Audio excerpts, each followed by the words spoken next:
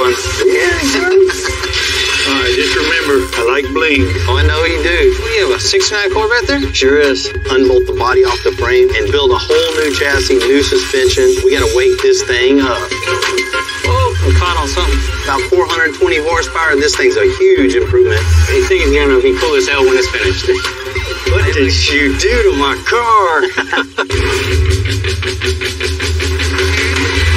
I'm Bill Carlton. I built my first truck when I was 16. And ever since, me and my guys have been out here creating with our hands. Building the biggest, lowest, baddest custom trucks and cars in the game. People don't come here for what they need. They come here for what they want. This is Texas Metal.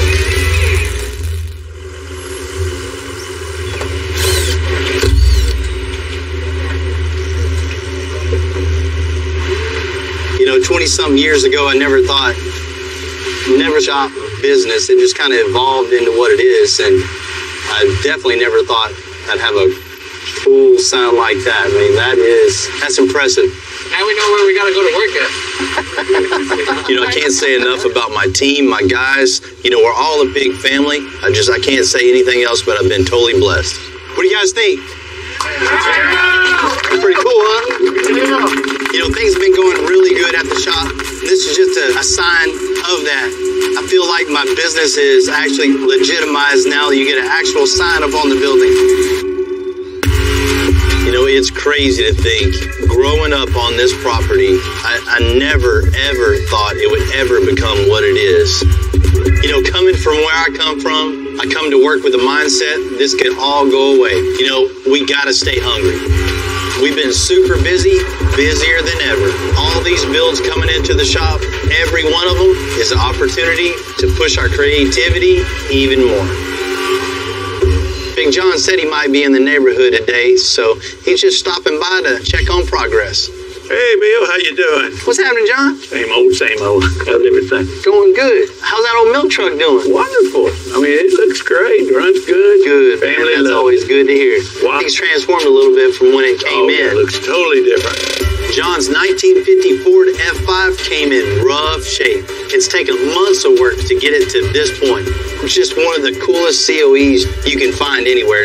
You know, COEs have gotten pretty popular lately in the custom scene. The COE means cab over engine, which the engine sits way back and it has a short snub nose and sits up a little higher than, you know, a regular one-ton truck. As far as the interior, we got the dash all smoothed out. You know, it had a bunch of holes in the dash and a bunch of crap everywhere. Fantastic. John's had just about every kind of custom car, and he really is drawn to the COEs because they're totally different. He bought this truck online. Someone grafted another set of front doors onto the back. Then we picked it up from there. New latches on it, new door handles. It's going to be beautiful. You know, once we get the front end back on, we'll build you some running boards that tie right back into the bed, bolt right up. You see, we already got the basic shape and style here, but we're going to build a headache rack that goes over it and then molds into the bed also. All right, just remember, I like bling. You know. Oh, I know you do. And what color are you thinking on this? I know you have a color preference. Wife and I, we've been leaning towards an orange. Just a bright orange? Bright orange. No, nobody else has a 1950 crew cab like mine. When I see what he's done so far in the mid-build, I'm really getting excited to see the finished product. And we got a little surprise for you back here. Well, we're going to keep that a surprise, too. I knew you'd do that. We're there with it. I know Bill's going to do a fantastic job on it. He's got some surprises for me. And he didn't let me down on the milk truck. I don't expect him to let me down on this one. I'm going to let you get after it. See you later. Take care. See you later. Good to see you, John. Bye-bye.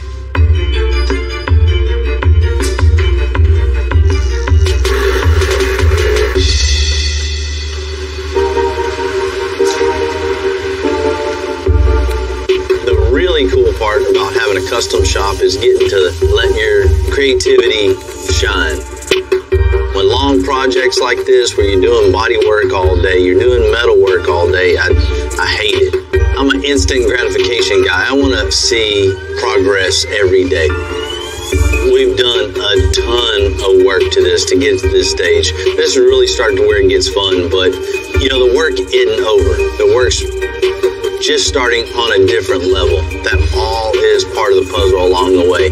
Getting to the end of the puzzle is a big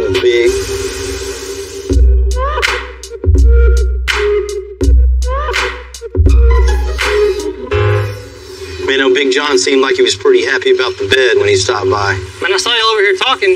He looked overall happy with the whole truck. Yeah, he loves it.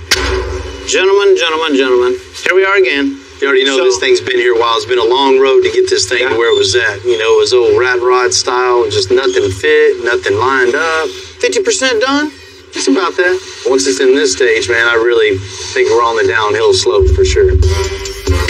We're going to build a cool custom headache rack to fit the side of the cab to make it fit this truck. I want to incorporate a wood bed on top of this, but not just sitting on top. I want it recessed down into the bed. And I want to bring that wood down on the running boards also. Man, that'll be a cool touch. Yeah. I've never seen anybody do that. Plus, it makes it look like it all goes with the truck. It all ties Flows through. So anything else you're thinking? You know, Big John told me he's got to have the bling, so he wants chrome accents everywhere. Chrome grill, chrome bumpers, chrome mirrors, chrome handles. You know, with a nice bright orange, this thing is going to be really cool and stand out. You want everything bright, shiny? Absolutely. Okay. So we definitely... We're going with a Western Holler look. A real clean flatbed with a little something extra. It's time to get John busy on this metal work. So, man. Ready to get going on this thing? Yes, sir. Now's the fun part. Now we can really start to get creative with this thing and show what we can do. So I get to have all the fun? Yeah. What I want to do is incorporate, you know, like bed wood in a flatbed. And I also want you to start building the running boards on this. And I want wood inset in the running boards too. So you can actually use it. You can step on it and not have to worry about messing the paint up. I think bringing the color of the wood as a contrast to the bright orange paint that's going to be on here, this thing is really going to stand out. Be a huge surprise for him. So we're going to have to use nothing but the finest orange tree wood. We're leaving it up to you, buddy. It's time to get to work. So we're going to start making this running board here. So what I'm going to do first is cut me out a piece of square tubing for this outside edge and then start cutting out everything else I need to bolt that to the cab, bolt onto the fender, bolt onto the bed so it's removable. What I want this to do is fit real snug up against here. Just almost perfect, and then hit it with a grinder to make it perfect. This is it. This is going to be the perfect fit. The design we're going with on the running board is going to kind of represent the shape of the bed. We're going to have some nice sharp corners in its design. So once this is all tacked up in place, I'll break these bars off and you'll be able to see what I've created on this outside edge.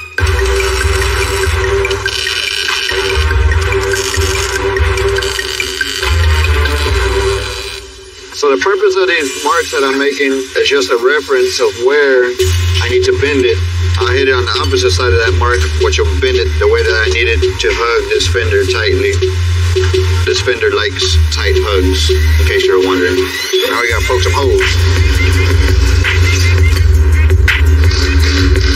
Now I got the structure of the running board. I'm gonna throw some ribs in here to connect the outside to the inside where it's gonna be bolted up to the cab and start building the frame for the wood inserts. What's that? So, we're gonna have to take a little tamale break. We'll be back to you shortly.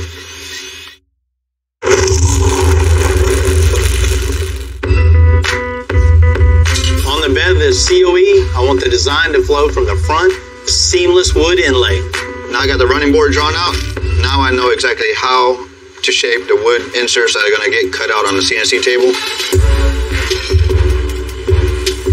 After we cut our blanks out of MDF just to build off of, we use cheap MDF. That way there's no worries if it gets burnt and messed up. We could go back and cut the hardwood out with the same file and it'll be the exact same dimensions. And all we have to do is drop those in for final assembly. Let's see what we got here. Nice.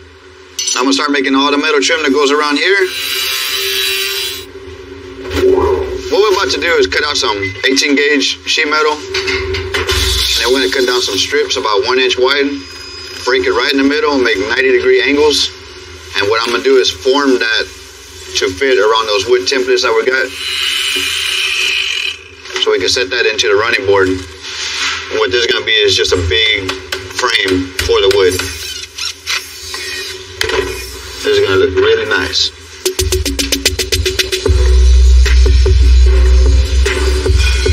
You know, one of the cool parts about being this busy, we get the chance to really work on some iconic rides. You know, some of them we never even had a chance to work on before. And putting our spin on them for the... Hey, what's happening? Hey, how you doing? Josh, just driving in from Austin. Nice to meet you, Bill. Nice to meet you. Tim. Hey, Tim, nice to meet you. What do you have, a 69 Corvette there? Sure is. Well, let's check it out. All right. The 69 Stingray was part of the third generation of Corvettes. At the time, it was the height of American muscle. Man, it's a good-looking car. Thanks. And these little Stingrays are always going to be classic. Just the body lines, the way everything looks, they're just an iconic car. Yeah, I got that ducktail rear end. They're timeless. Like, you can have them another 50 years and they'll still be in style. Yeah, this was a classic year. Josh, what are you seeing, man? You want to change the color on this thing, or? No, I like the color. I think it's got a pretty good paint job. But being from Austin, you know, just all the hills and stuff, it needs to drive better. Definitely. Man, this car is really special to me. I got it from a friend, and, you know, it looks great. The car just stops traffic. If it drove as good as it looks, that would be my dream. Heck yeah. So keep the original look, just with a lot of performance. Perfect. That's exactly what I want. Josh, I think to make this thing really, really cool, handle good, ride good, we just need to unbolt the body off the frame and just start over. Build a whole new chassis, new suspension, and make this thing really exciting to drive. You can do that?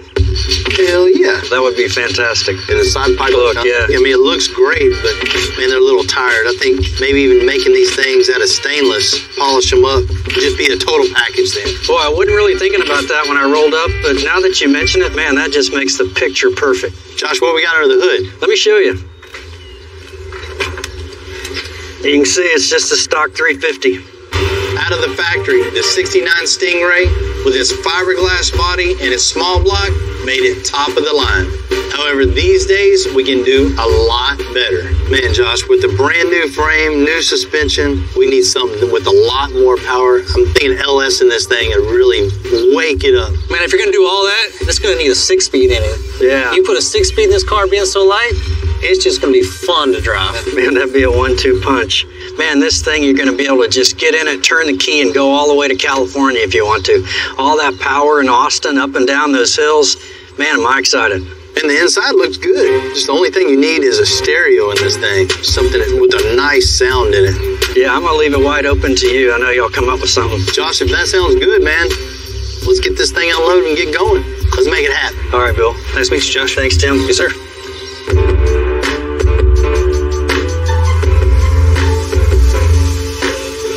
Some years on it. This thing still has great styling. It looks really good, in great shape. You know, this old vet like this is always going to be just timeless. The body itself it's a work of art. In the 60s, you know, this thing was top of the line. You know, everybody talks about how much power they had, how well it handled. You know, that's all you hear growing up. To today's standards, you know, a family sedan is outperforming this thing right off the assembly line. And, you know, that's sad.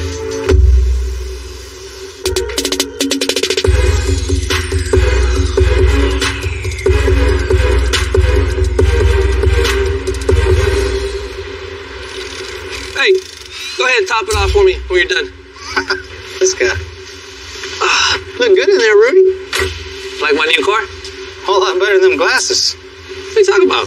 You guys don't know anything about style. Well, what does have style is a 1969 Corvette, right? Oh, yeah.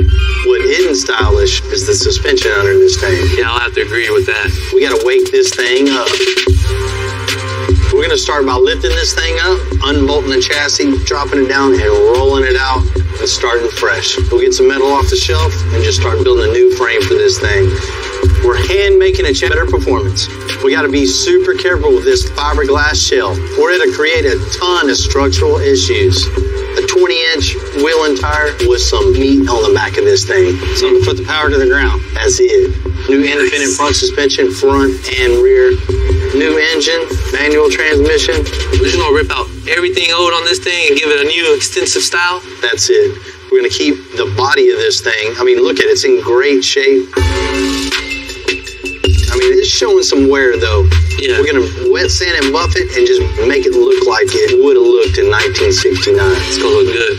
Well, let's get this thing up on the lift. Let's get going on and get it tore down. Start building this thing. Don't forget your safety glasses.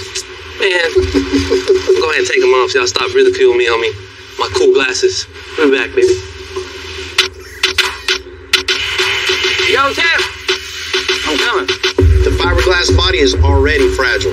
With this 50-year-old fiberglass body, we got to be super careful. All right, got it. When you're tearing apart a chassis on a metal body, no problem. Shape this, hammer that, make it work. Totally different with the fiberglass body. You got to work with what's there. There's no shaping this. There's no reconstructing without causing yourself a whole lot of issues later. With the whole frame, might leave this. That'll hold the radiator in the whole spot and everything. Yeah, I'll just take this one right off.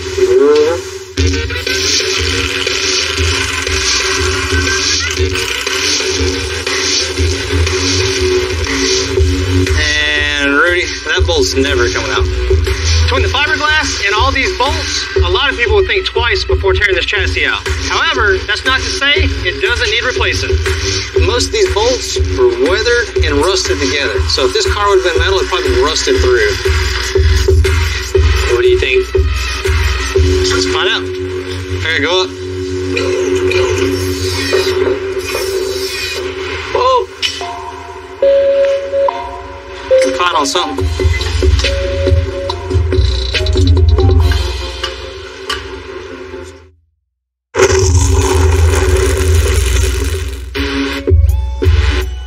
I have Tim and Rudy pulling out the chassis of the 1969 Stingray so we can build one custom.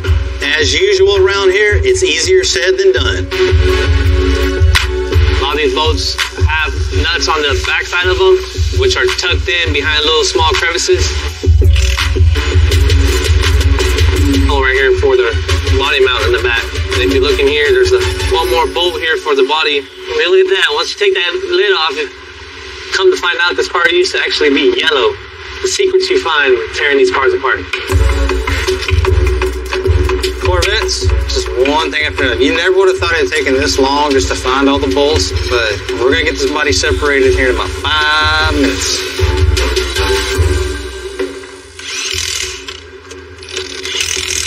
Ready? Ready? Keep on. We're good. All right.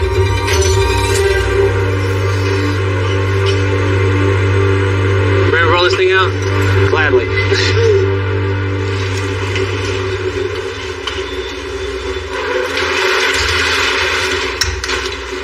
Check it out, Tim. It looks really good, Rudy. Make sure it don't hit the ground. Perfect. One of the first steps in the whole frame building process is finding out where everything goes. We make most of our custom chassis on a table before we install them. You know, there's not a lot of room underneath this fiberglass body, so we got doing something we don't normally do. We're going to build the chassis right to the body. You know, that way it's going to fit 100% on the first try. So the first thing's finding center of the fender well for the wheel and spindle. Okay, we need to go back just a hair. This way? Yeah. There's a lot of adjusting, a lot of tweaking, a lot of moving to find that sweet spot. Man, I like how that looks on this car. Everything is exactly in line, both directions. We know exactly how much room we have to build the frame around. So next step is to get started. We got some 2x4 tubing. We're going to run down both sides, connect it across the back, then we'll build the rear subframe off of that.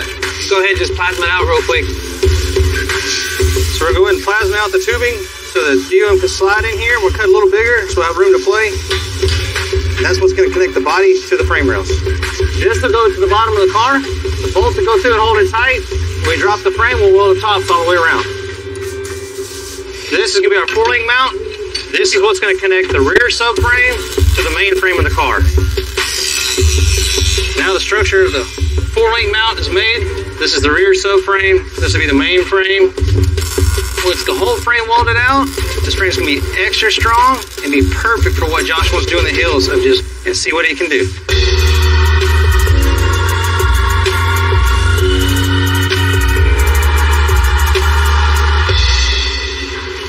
I bet your favorite teacher was an arts and crafts teacher, huh? No, not really, because she was old, mean-ass lady. John's made great progress on the F5 COE bed, so now we can move to the headache rack. You know, the truck itself has some great styling, so we're going to emulate that into the style and curves in the back, little headache rack. You know, there's the inside and outside to this thing, so I want to get the inside piece to have the exact same line as the outside. It's super difficult to get in between there and kind of get back and trace, so thinking I'll use just a light and a little shadow right there. We'll have a perfect line to trace, and then it'll match up perfect.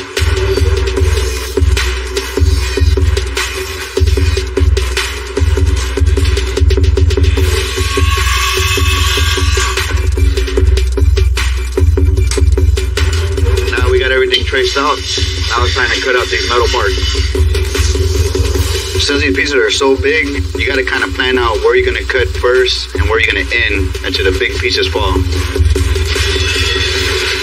And always make sure you wear steel-toe boots when stuff is landing on you. When I first started out welding, when I was young, maybe like 12, 13, my dad told me, I'm getting you a grinder for Christmas. I seen your welds. Damn. Tack it in, have it right up against it, and then it just naturally curve up. Alright, cool. Get that other piece up here. This thing's really taking shape. I love the flow of it. It fits the truck very well. So the next step is just making a bunch of filler pieces. And make the final cap at the corner. Not only is this curved this way, but it's also twisted as it curves. So it got me some reference marks drawn out there. And once I connect them from side to side, you'll see how I'm gonna have to force my brakes in this metal to make it roll and kind of twist at the same time.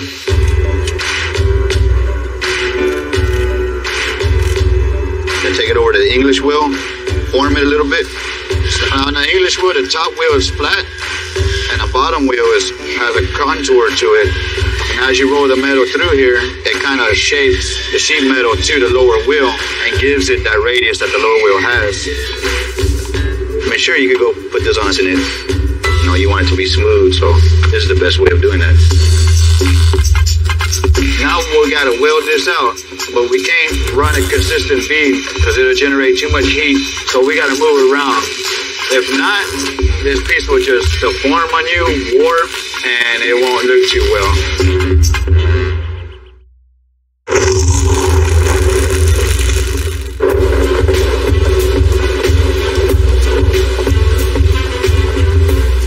It's always good to see progress on these big builds. The headache rack and bed are taking shape on this F5 COE. So much to the point, we can plot out where the wood's gonna be. Rich gets this wood laid out. Yep.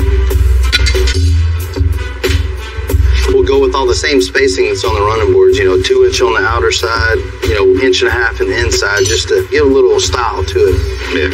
You don't want to give John something a little different, something nobody's really seen before that shows everyone we don't take a car in just to get it done. We want to build it with passion.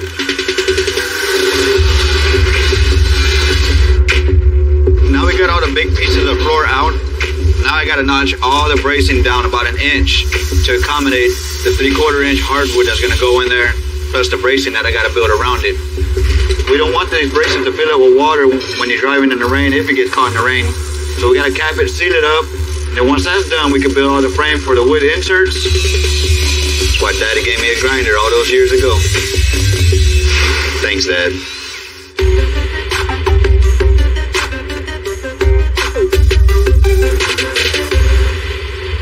Because we're building the chassis of the 1969 Corvette directly to the body of the car, we're going to put the motor and trans in place and build everything else around it. Came in, huh? I did. 2012 Camaro, about 420 horsepower, and this thing's a huge improvement. Man, 6-speed, the car is so short, low to the ground, and all the new suspension, it's just gonna run, drive like a little go-kart all the time. All we do now is slide it in, get it leveled, and I think we're ready.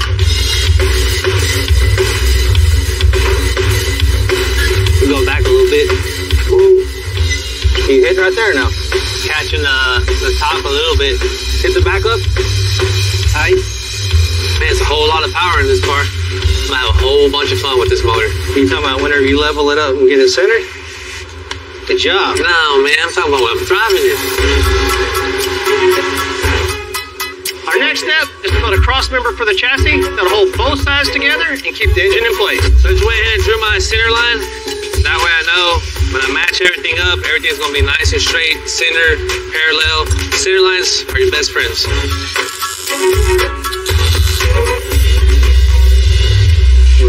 Level this.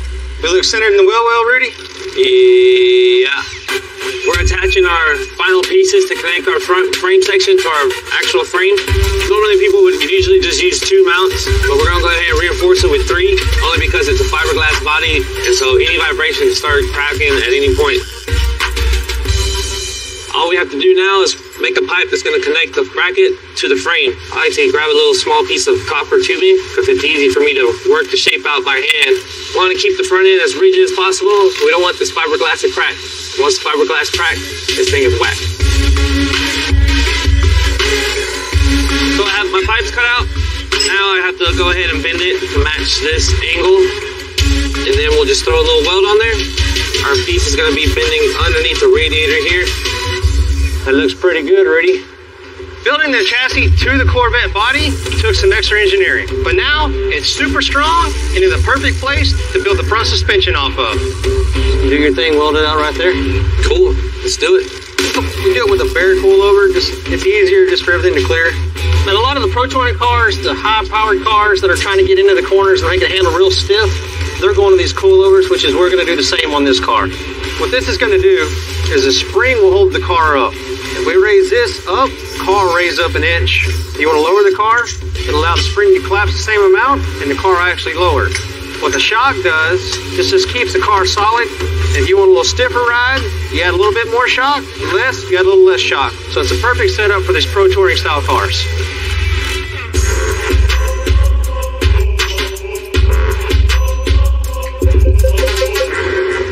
With the front suspension in place, we can fit the C4 differential to the rear. Things looking good, that's perfect placement for this thing.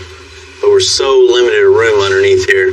By the time we get the lower arms on, the spindles on, the 4-link, we want the coilover back up front. So the body here is in the way. And so let's go ahead and cut all this out so we got plenty of room to mock the shock up. And this is one of the last things we got to do to this chassis. Rudy, you be able to ride in style. Put them glasses back on. Where are your glasses? You go back to my sister. To leave the classic body, stop. But if we had to cut anything, it'd be these storage boxes that sit behind the seat that folks hardly used anyway. Because we need so much more room for the coilover and a couple extra braces, we're just going to take these boxes completely out of the way, and all the structure of the car is going to stay up in here. So we kept all that. These storage boxes, they can go in and won't hurt nothing at all.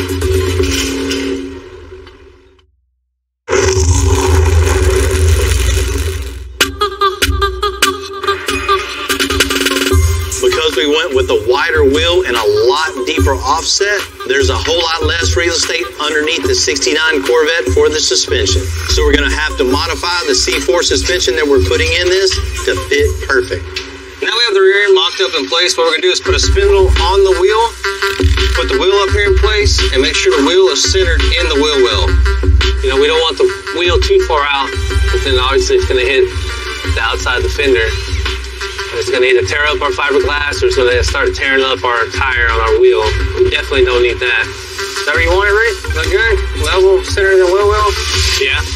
Now everything's set right where we want it.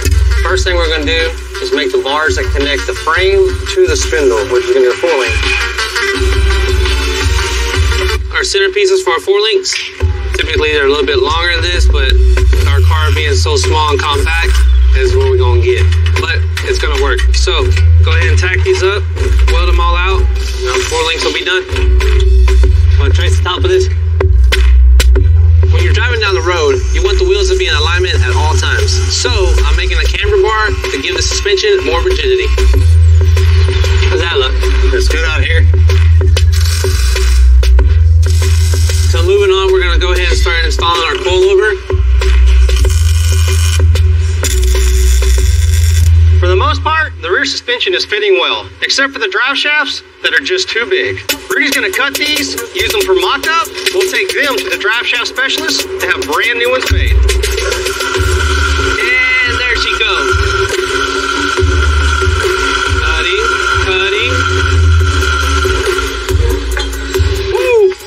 Perfect. We're gonna keep this one. We're gonna measure 1 3/4 and cut it out. Cool, there we go. It's the excess we don't need no more, so we'll get rid of that. This is what we need now.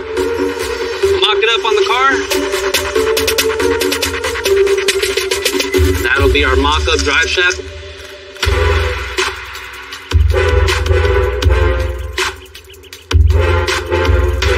Ooh, this thing looking good. You know, the new frame looks so nice and rigid. This thing is going to be a blast to drive around on the hills and through the curves. So you ready to get it separated? Let's get this thing off the powder coat and really make it shine.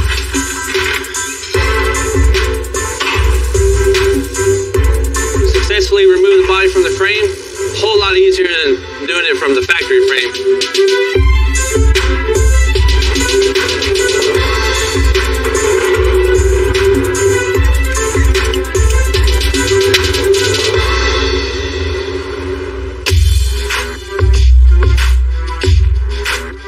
The chassis is just getting back from powder coat, so I got Justin making brand new headers and side pipe.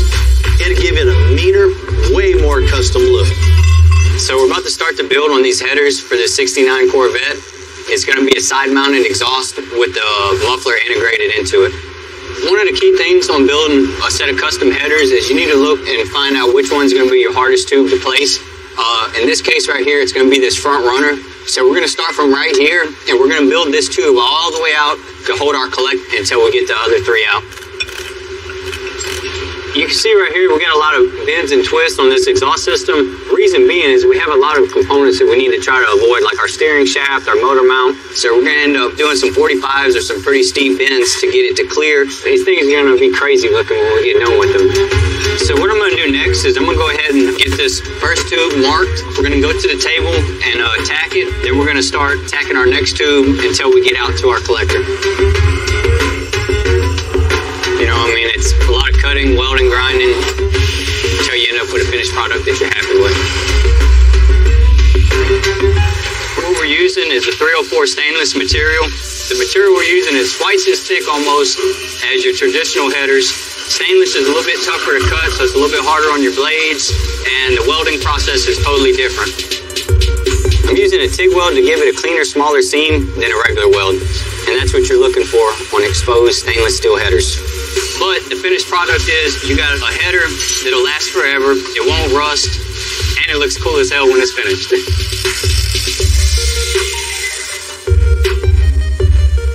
Alright, now that we got everything tacked up, we can go ahead and test fit it on the car, make sure everything's good, and then work on our side pipes. We can start from our V-band down, and that's going to be the fun part where we'll get to add the muffler, kind of quieten it down a little bit so it sounds a little bit more street friendly. From here, we're going to go ahead and slide a 3-inch tube in here to come out almost to the end of where our side exit is going to be. What we're going to end up doing is sliding a 4-inch tube over the 3-inch tube, and what that's going to do, it's going to serve as a heat shield to help protect his leg if he ever touches it. After this is welded out and polished, it's just going to look like one straight 4-inch pipe from the collector all the way out to the tip. We'll go ahead and weld these out, repeat the process on the other side, and these pipes will be good to go.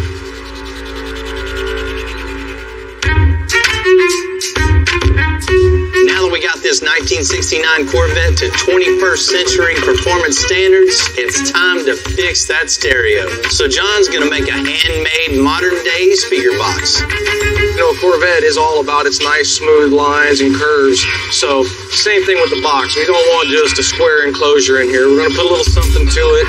still make it nice and rugged and durable and usable. What I'm doing here is I'm just kind of sketching out my shape that I want on the front of this box. This is actually going to be the front side where the seats sit. Once I get the sides cut, the next thing I'll do is actually cut the opening in the top here and let it follow the curve that I put in this side panel here. So basically when I'm kerfing something, I just move my saw blade every 1/4 inch so it leaves enough meat in there to hold together. If you go in too deep, it'll end up breaking off. So you want to make sure you just get the right height set on your blade and just move the fence over and over and over.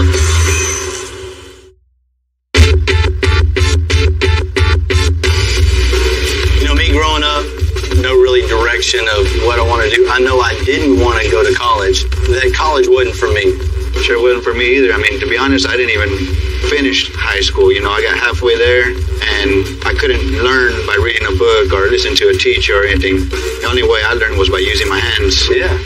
And my dad, fortunately, had a shop established already, so after school I would go and mess around with stuff. He seen what I could do, and my mom seen what I could do, and they figured I was wasting teachers' time, so... Yeah, and everybody learns different. You know, for me, it's getting out, making the mistakes, and learning from the mistakes. Exactly. You know, that's how I learned doing what we do. That's how you get good at doing what you do, is making those mistakes, and everybody's going to make them, learn from them, go from there, better yourself from that. Messed up a whole lot of stuff, huh? Right? Still do.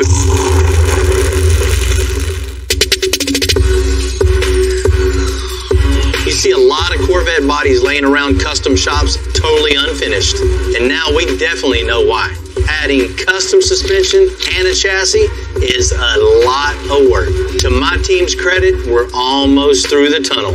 Once John's finished installing the custom speaker box, it's time to give this thing back to Josh.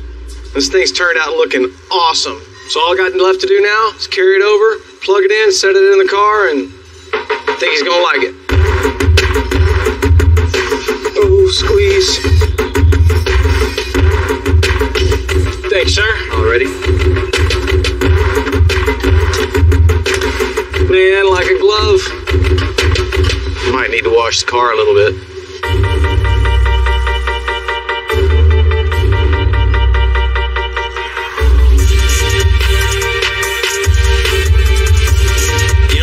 Was definitely a challenge for us, but man, just looking at the stance of this car and just the overall look at it, we definitely all did our job. This thing looks badass.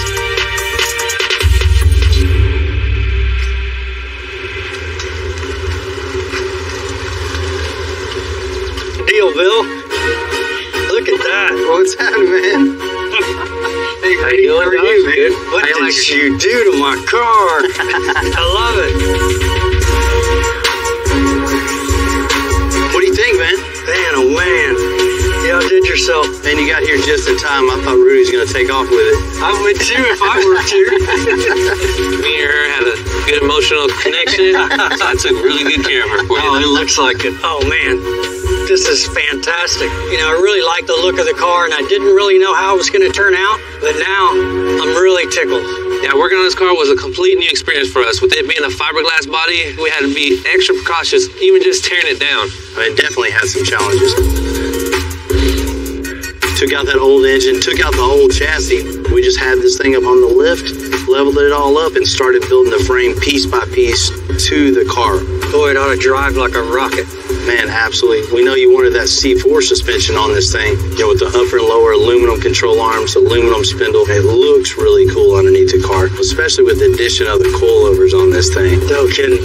Everything underneath this car is 100% brand new. Oh, that's what I wanted. These wheels and tires are a huge upgrade too with the Low Pro, the 20s. That's really going to help the handling of this thing also. Yeah, they almost look stock. Yeah. On the outside, it still looks like a 69 Vet. And then you start looking through the wheels and you start seeing body parts that you know don't go on that car. Yeah. They're super upgraded. Especially the side pipes on this thing too. The other ones, you know, just were tired. you need to upgrade, you definitely got that. And y'all custom made those? We had Justin build you a one-off set of headers and side pipes on this thing that really just wake this thing up. No kidding. Those crazy side pipes and headers are unbelievable. Built by hand, one of a kind. How's it run? And that old tired 350 in that thing is long gone. You got a new 6.2 in here, has a ton of horsepower. We know you like the manual transmission. You know, I had a 4-speed in it, now it has a 6-speed. So this thing's gonna be fun to drive. I'll bet. Yeah, you did me a custom shifter too. That's really cool. You know, with all this extra power, I know you're gonna spend a lot of time in this thing, so we definitely had to upgrade the stereo in this thing. It's got 6-inch full range speakers and 1,000 watts of power. Wow. You won't have any trouble hearing this thing. No, I won't have to sing to myself anymore. Man, Josh, there's only one way to really see it out. Thanks, Rudy. All right, no problem, Josh. You take good care of her now. I will. Whoa. I love it.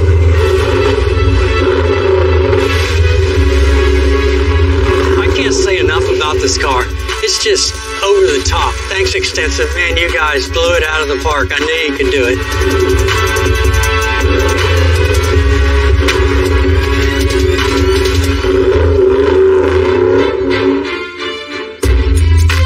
You know, it's crazy to think how much time we put into the metalwork and the bed of the Ford COE already. And I feel like we're just getting started. This looks good. I know it's a lot of work, man, but this is definitely going to pay off. Man, John's really going to love this thing when he gets it back. He can't not. Let's get the panels in here. Shoot, if they all fit good, let's get it off the powder coat. We still have to make the suspension, bedwood, custom interior, and paint. And wouldn't you know it, Big John just called with one more thing he wants to do. Man, this looks real, real good. Once we get that good wood in here with that paint separating the panels, yes, man, it's going to look really, really nice. Absolutely. It's going to look totally unique, totally set it apart from anything else. We'll forget about all that hard work once. You know, it's part of the whole custom scene. Everybody's always looking to be bigger, better, and one of a kind. And this one, See families doing that no more. then you don't. Get rid of everything that's underneath and just start over. And then the fun part, the steering. Hating myself already for coming up with another one of these ideas. 1966 Cobra replica. Mr. Rollbar. For looks and for safety. So it's going to be a little more complicated than I thought. We got to create the structure underneath to hold all this together. This will make it or break it.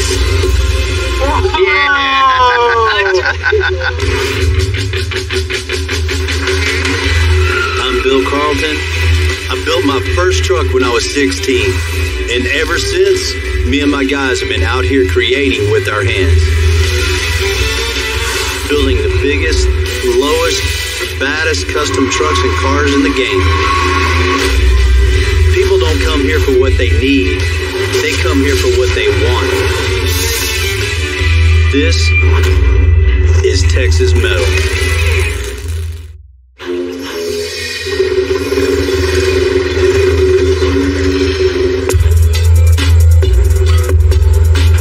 None is important to me, but some builds, they just take me back. Hey, what's happening? Hey, how you doing? Scott.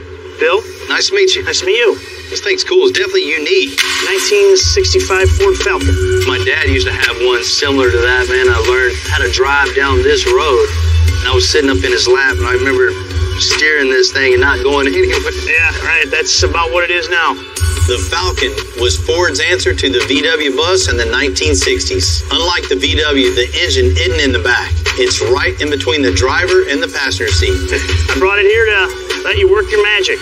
Ooh. I got two little ones and try to take like 3 weeks vacation on the road a year driving around, get out and see the country. That's really cool. So you need something comfortable, reliable, and safe. And cool. And cool. Getting my daughter and son excited about custom cars and maybe have them riding around in something custom someday. It's a cool thought. Let's check this thing out. All right. Man, this thing's really nice in here, but just not for put your family in and go across the country on. My wife will not drive cross country in this car with me. What kind of engine's in this Wait till thing? you see this. definitely not going to cut it.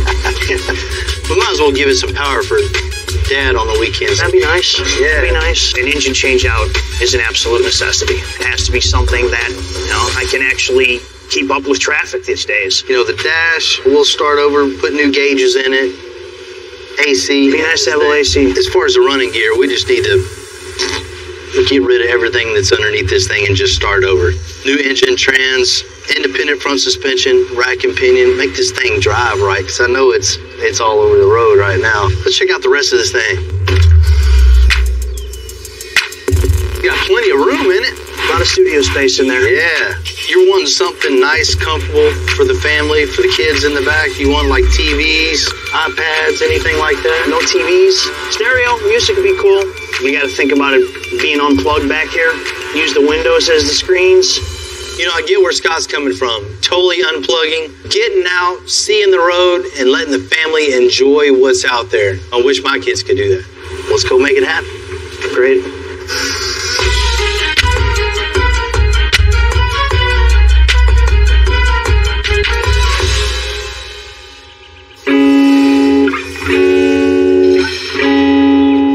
Than rolling up to the rest stop and seeing the exact same vehicle with a different family in it. But Scott's got it figured out. A van for the family and a cool custom van for old Dad. Why get something that everybody else has? Customizing a car, a truck, there's the little restrictions, but when you're customizing a van, there's a lot of room for improvement. There's endless possibilities for something truly custom. Come on in, buddy. What is this? Thing's cool, huh? This thing's real cool. Scott is going to use this thing to take his family all around the country. Man, you really don't see families doing that no more, just getting together and hanging out and driving. Then you don't. So we're going to make something really cool, comfortable, and dependable. Something they can take from state to state to state. This thing's got some miles on it. No motor. It's definitely seen better days. We got to change the power plant. I'm thinking it's a Ford truck, so we got to stick with the Ford engine. Let's go with the EcoBoost and plenty of power. Super sporty. He'll love to drive this. Hey, check this out. Look at this. Yeah, it needs some suspension work, huh? It needs a little bit of suspension work. We're going to go through this whole thing, front to back bumper. It's a nice rack and pinion on this thing, and something that's really stable and tight and fun to drive. Going from that, reconfigure the dash. He wants AC in it, of course. With all this glass in it, It's going to get super hot. This interior, man, has got a ton of room. This is going to take some work, really dialing it in. So Heath and John really got to get creative, use this space wisely, and make it comfortable for the whole family to be in it. You sure you want to give Heath and J-Live just free reign to do whatever they want here? No. There'll be taco sauce all over this thing. 4 disco balls and 15 speakers right here.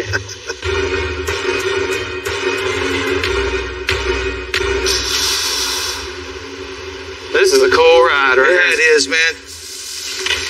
You check that thing out. Hey, there's so much room.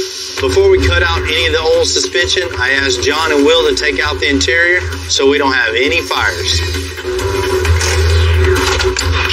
There we go. All right, you take that. I'll go put these in a bag.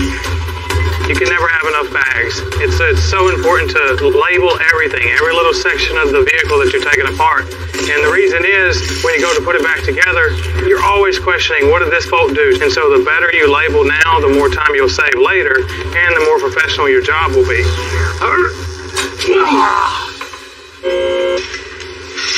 Man, vehicles came a long way since this was made, huh? Mm-hmm. First thing we're going to do on this is just rip out all the suspension, motor, trans, rear end, the whole drivetrain. Let's have a bare van body underneath this thing.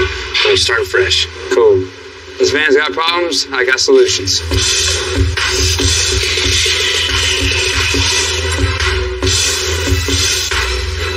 If it's got the leaf springs cut out and the shocks cut off, go ahead and raise it up and this thing should just fall right out. I'm gonna do the exact same thing to the front.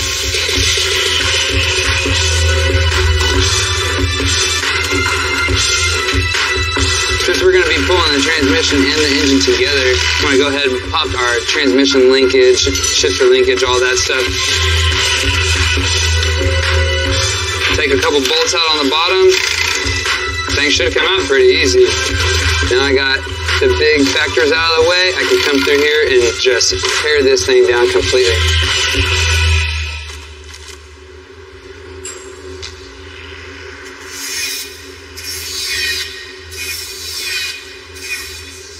Looks good. We're ready to get going on the suspension on this thing. We want this to sit really low, set this thing on the ground with it. We're gonna have to do a notch in the unibody here and build notch plates on this structure. We'll build the notch, we'll get the rear end back in this thing, and we'll start building the 2-link suspension on this. Cool. Make a hole.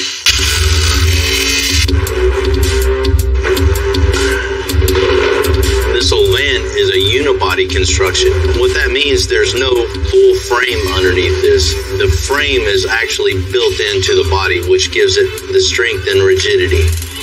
All this is in the way, so we're going to start by cutting all this out, get our cross member in, and then we'll go back to connecting it all back together as one. So you see the line, how everything lines up with the top of the frame rail. This is exactly how we want it. Perfect line, straight across. It's going to be level with the top of the frame and the bottom of the frame. Once I get this tacked in, I can cut the bottoms of that off to where they're even with the frame. Now that I got the ends cut off, I'm going to go ahead and make all the pieces to box this in. It's all going to be out of flat bar, same size, same thickness. So I'm going to make everything all at one time. I'm just boxing in the C-notch right now. Just all those pieces I cut out on the iron worker, tacking them in, making sure everything's square and true. And just get this all tacked in, weld it up, then I'll be ready to cut out the center.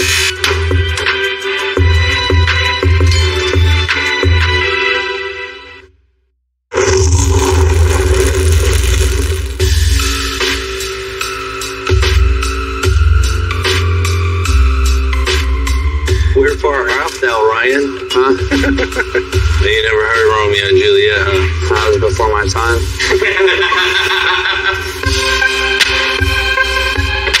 You know, this old Ford Falcon van came with a straight front axle. We're going to convert it to an independent front suspension. Ryan finished the notch on the rear end. Now he's making space for the new front suspension and the cross member.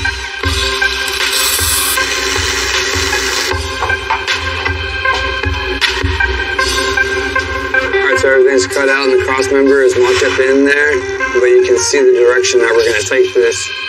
So I'm going to piece everything back to this center section. Basically just start off with these pieces, make them connect, get the side pieces in there, tack everything together, weld everything out, and then we can move on to building our steering, control arms, and everything else. You know, when a vehicle rolls up this nice, creativity to focus on the details. Things you might not even realize, we customize. So when we're done, you wouldn't even imagine it any other way.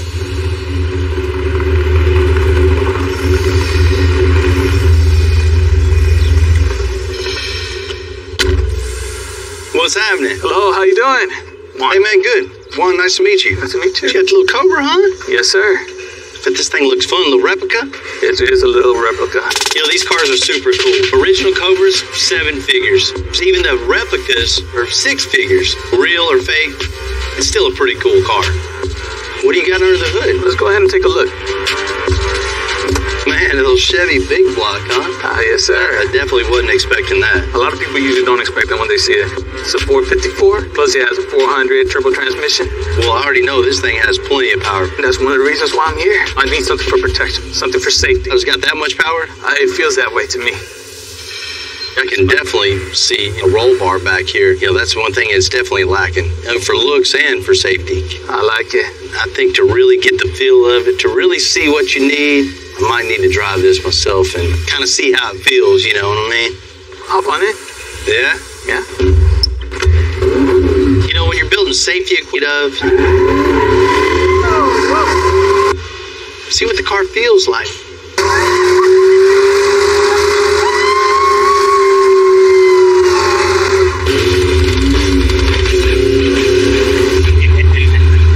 Sure that when I came in, Bill already knew what I was really looking for. Any excuse to get it out on the open road, hey, it's fine by me.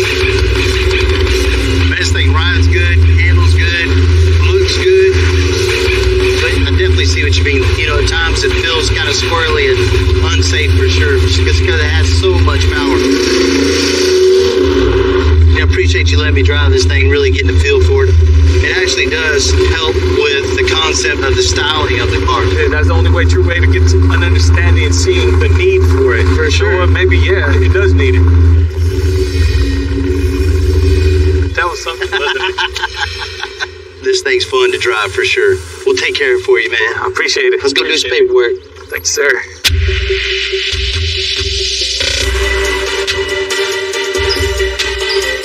You know, when you think roll bar, it's just a straight bar with two bends and comes down in protection. When you're designing a roll bar for such an iconic sports car, that's a totally different subject. That not only safety in mind, but something that's totally stylish, and with every angle you look at it, you want the design of the roll bar to flow with the rest of the car.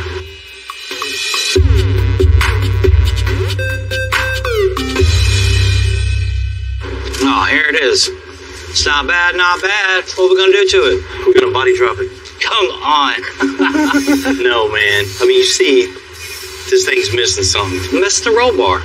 You know, this has a big block Chevy in it, runs super good. If he's not paying attention, he's gonna need some extra protection in this thing for sure. Definitely. That's a good idea. You've seen the ones with the loop back here, the big bar in the back. We don't want that. We want something that has clean lines with it, something that emulates the front curvature of the glass. So when you're behind this thing, it just matches perfect. And not only from the rear angle or the front angle, from the side too. We want to slope this thing so it all flows together. Once we get it all done, we're going to chrome it too, so it matches front and rear bumpers. So I understand the idea you want to do. How are we going to angle this down to the frame? Man, we're just going to put some plates here and bolt it to the fiberglass so it looks cool. I know better than that. No. You know, I haven't taken all this apart to really see how to tie it in yet. You know, that's what we need to do next. Strip it out and strip the trunk for a solid foundation. Okay. Everything we're going to do is get to it. Yeah, let's do it. It's kind of crazy. That's what holds the seatbelt on.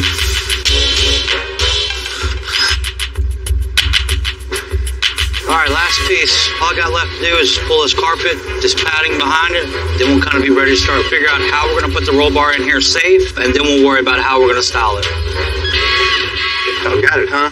Yeah, How you do that? Man, they're just nothing to tie anything to. No. Not only are we going to have to create the roll bar itself, we got to create the structure underneath to hold all this together. So it's going to be a little more complicated than I thought. You can't mount anything to just fiberglass. You got to have a backing support. Perfect. Going to the frame to really make everything super strong and super safe. All right, man. It's in there. Then we got our foundation. This is going to be, you know, like the cherry on top of this whole car. Let's get this cut. This will make it or break it. Didn't want to put a roll bar way back here in the back. In my opinion, it looks a total afterthought. That looks better already. Right? I want in and flowing, so we had to cut the corner of the body out. It's a real subtle difference. I mean, that's what you want. When this thing is done and finished and painted, you will never know it was ever messed with, because the lines are still going to flow and look like it was originally made like that. We're going to roll this pipe so everything has the same flow. So the same arc for the roll bar as it does for the windshield. So we want something that all plays together. Cool. See, we got our line and our square little box here. So we have 48 inches from here to here, and that's the widest point of the car. So we have to bend this so it fits in this box. Then we know when we take it over to that car, it's gonna fit.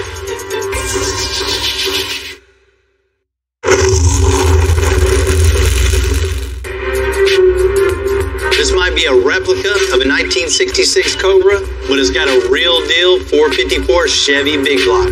So the roll bar we're making, it has to protect the passengers above all, while also looking like the Cobra should have from the factory. It's got a pretty damn good flow. Maybe a quarter measure all day long, but especially something like this, it's pretty damn close. Everybody's going to be looking at it. They're not going to be measuring it. couch. You really want to check every angle. Say that real quick, Jim. You want to really get back and get a feel for the overall car itself in relation to what you're building to it. That looks real good. I like it. It looks nice. Let's tack this sucker on. The next step of this thing to making it one whole unit is connecting the outer plate to the inner plate and making that plate go all the way down to the frame. We have our plates on the frame, so the next thing is making the pipe from plate to plate. So we're going to put the wheel on, drop it down. Let's see where this thing rides at and how much room we have in between the wheel and the bracket. We definitely don't want the tire to rub. That would definitely cause a blowout, and we don't want to test out our roll cage that quickly.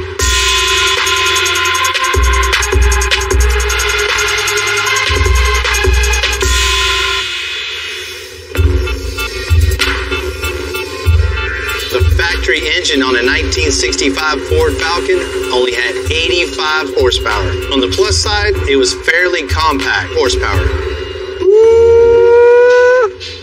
That thing's cool. A little four-cylinder, huh? Four-cylinder, 2.3 liter twin scroll turbo, 300 plus horsepower. Man, that is bad. They're putting these things in the Mustangs, Ford F-150s. Guys at the track are killing it with them. That's the perfect combination for this little project. It is. Watch your ankles. This thing's light enough where we can just manhandle it up in there from the bottom. Scoot it this way a little bit. Which way? Forward? I think you might have to get the lube out, buddy. It's closer, what? Yeah. How's it looking back there? That's all I got. I'm touching the floor back here. Okay, forward. This side there. Go right there. Good. Fits in there good. Got to make the doghouse a little wider. I don't know if we need to make it taller or anything. Let's get the rack on this thing and make sure all this is going to work. And then the fun part, the steering.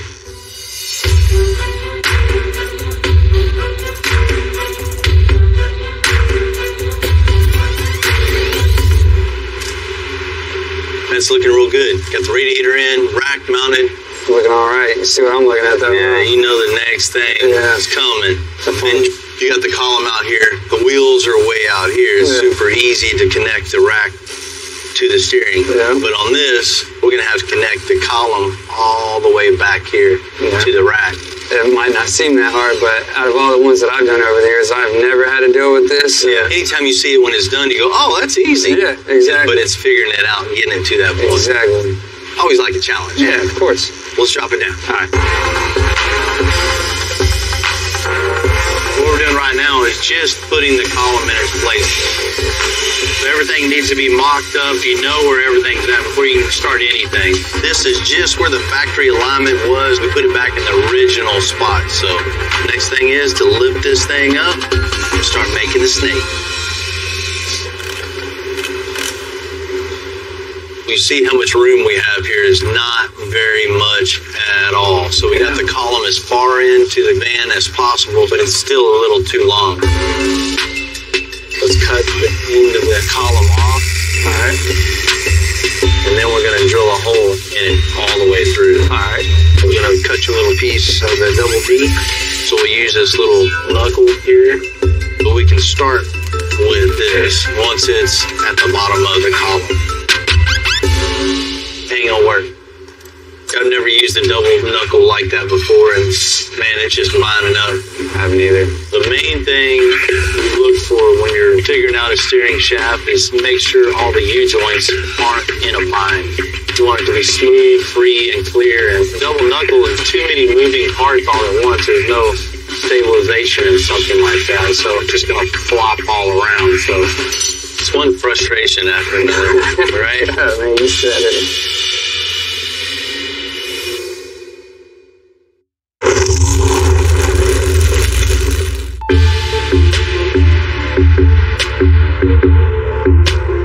Because we changed the 1965 Ford Falcon van to independent front suspension, we knew getting the steering configuration was going to be a lot of trial and error. What's up, fellas? Look what I got here. Buddy? Oh, fresh out the box. That's what we need. A 90-degree small gearbox. Hopefully, when we turn left, it goes left. When we turn right, It goes right. If your calculations are correct. We'll see once we get all this in. Cool. That's how I deliver. Appreciate it, Tom. See ya. It's gonna make life a lot easier. Let's pull the column back. Let's get this in place and slip As far as I can go up without taking everything apart. up towards the bump. Not quite that far. All right, that's it. Hold it right there just a second. Cool. Let's make the bracket for this and just continue the snake. I'm making a bracket for this steering box to hold it exactly where we want it. Just take a couple pieces of cardboard, make your template, get exactly how you want it, and then boom, go over there and make it in no time.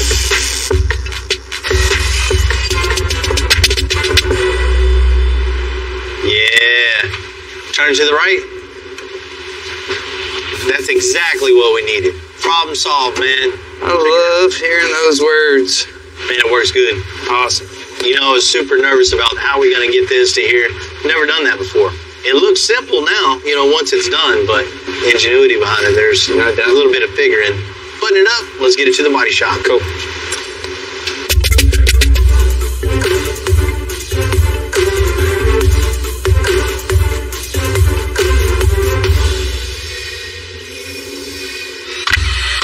The roll bar is getting chromed on the 1966 Cobra replica. However, there's one thing still bothering me. There's just a hole drilled in. I mean,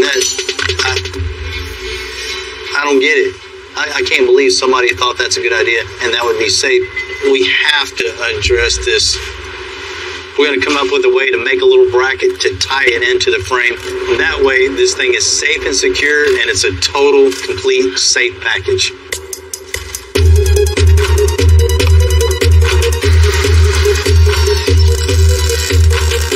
I'll be really comfortable putting a seatbelt on that now. It's not just the seat belts, the seats are also bolted to the fiberglass. So we're gonna fix that too with some new brackets. All right, everything looks good. It's all welded in. Should be nice and safe now.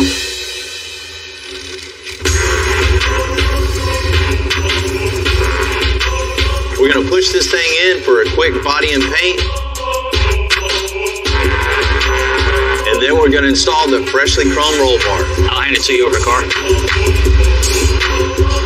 Don't scratch nothing. Why'd you have to make it so perfect, Jamie? We got this build as cool as we can make it. It not only looks better, but what's really important, this thing is a lot safer than when it pulled up. That's how I'd want it for my family, for sure. What's up, man? Good morning, Mr. Bill. How you doing? Good morning, man. Real good. You ready? I'm ready as I'm going to be.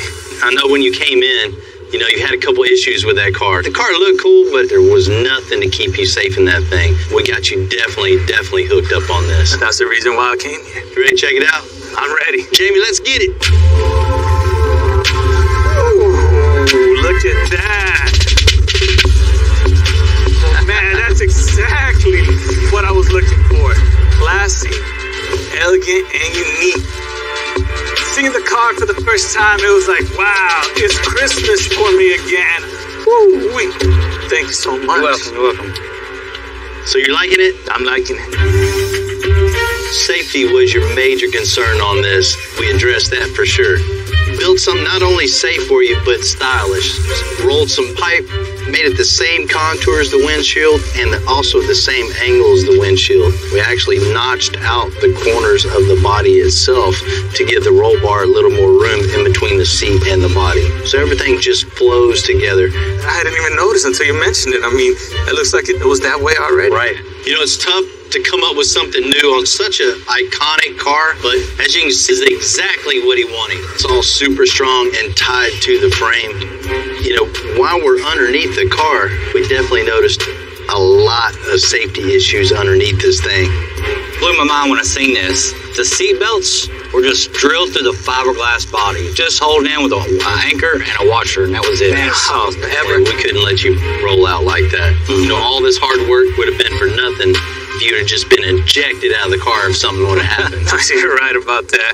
I mean, it would have been with this kind of heat, be like scrambled eggs on the sidewalk. So we went ahead and reinforced it with metal, made everything strong, tied to the frame. Now it's really safe. That's why I knew that I had to come here. If you would have seen something that was not going to be done right, you're going to handle it and do it right. Safety was my big concern. Now, I can definitely say I feel safe now. You know, you wouldn't think just a roll bar would give you a different attitude about something. In this case, it definitely does. You feel safer, more confident, and it looks good.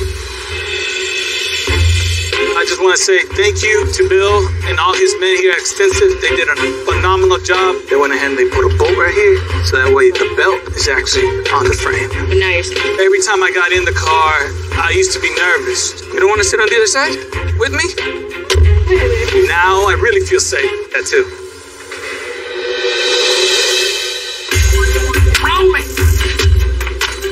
I got the wind in my hair.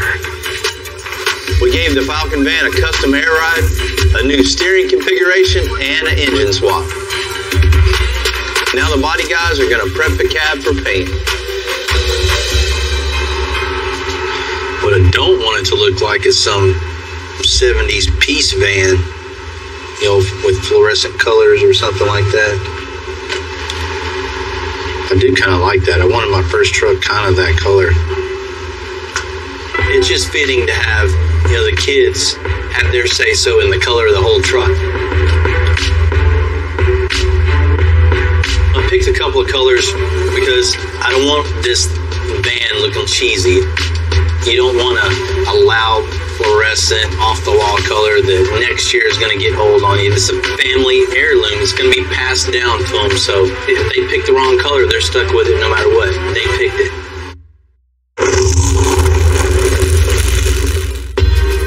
You know, a huge part of the custom world is dads handing down their passion for cars to their kids. That's how we keep this whole thing going.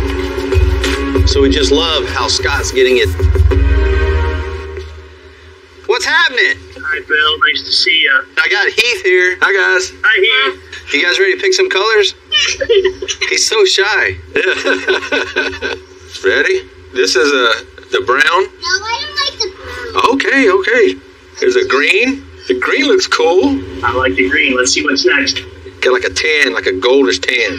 Oh, man. All right, there we go. All three of them at once. So vote for my favorite one. I like green. Green's your favorite, Cole? What's your favorite? My favorite is tan. Your favorite's tan. All right, Scott. You're the tiebreaker. Maybe we could do green layers. So I think it's going to be green. Green it is. You got it. It's a great choice. All right, guys. Appreciate your time. Thank you, guys. Hey, it was nice to meet y'all. Nice to meet you. Bye. Green it is. You know, all honesty, that was the color I was hoping they picked. This green's really going to make the whole thing stand out. With so much space in this van, the sky's the limit. And that's what I asked John to do. This thing is as big as the sky, so we're going to do a Starlight headliner on it. I'm going to start when I go to put in the fiber optic lights. I'm actually going to be using a needle to poke holes in this, so I need something that's thin enough and easy enough to get through, but yet still strong enough to help hold the form and shape. Hey, look at that. It stayed together. Now that we got the headliner all built, wrapped, and ready to go, the next thing we got to do is we got to install the fiber optic lighting. To do that, I'm going to have to take these fiber optic strands here and I have to poke individual holes for every one of them. I've got 780 of them here. I better get started. I want to try to get this thing done before the real stars come out. There's really no easy way to go about this. It's just going to be time consuming and just got to sit here and do it. You know, it's just going to matter of poking all these holes and running everything through. But the final product will be so worth it. And I think it's really going to have that wow factor.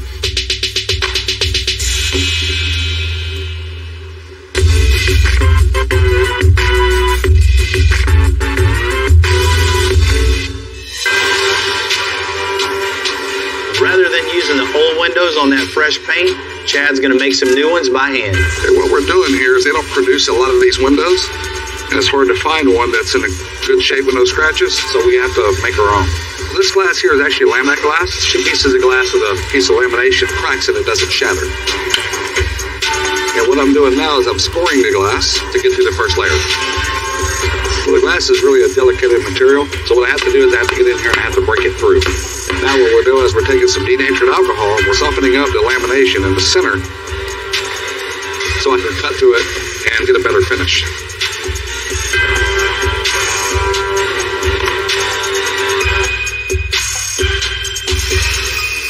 There we go.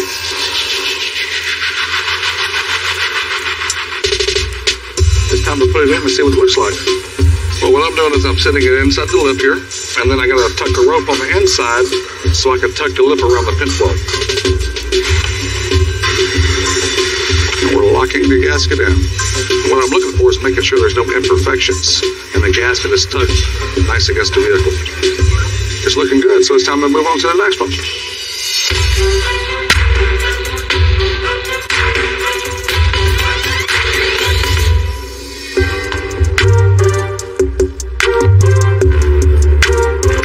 After 4 long days of dealing with this and poking all these holes, finally have them all in. As you can see, there's a ton of fiber optics here. What this is basically, that is cast down through the fiber optics, and anywhere that you cut it off at, as you can see, the ends of it will light up. I'm only gonna do this 780 times.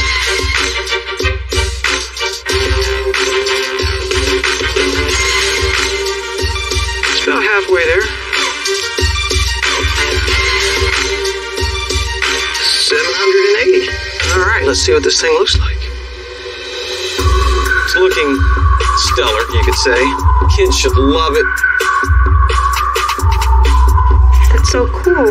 Yeah, man, it's gonna be like camping out at night. Yeah, just riding along, looking at the stars. All we got left to do now is get this thing installed in the van and get all the trim work in around it.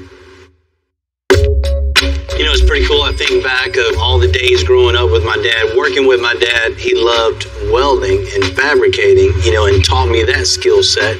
And I applied that to the car aspect. Totally opposite. Totally opposite for you. Your dad was everything into it, but not a welder, fabricator, nothing like that. Me and him are a lot alike. My dad's all in the cars. I would have rather been in the shop with my dad getting dirty rather than sitting at home on the couch. You know, they inspired us and footprint on our children. Mm-hmm. Dude, my kid is 4 next month, and he's really taking a liking to all this stuff. It'll be really cool, you know, to see him kind of follow my footsteps. That's it. Keep it going. Keep it going, man. The most important part is showing your kids your passion for something. Yeah, just gives them a little want to, you know what I mean? You gotta have that want to. If you don't care to do anything, you're never gonna be good at anything. Thanks, Dad.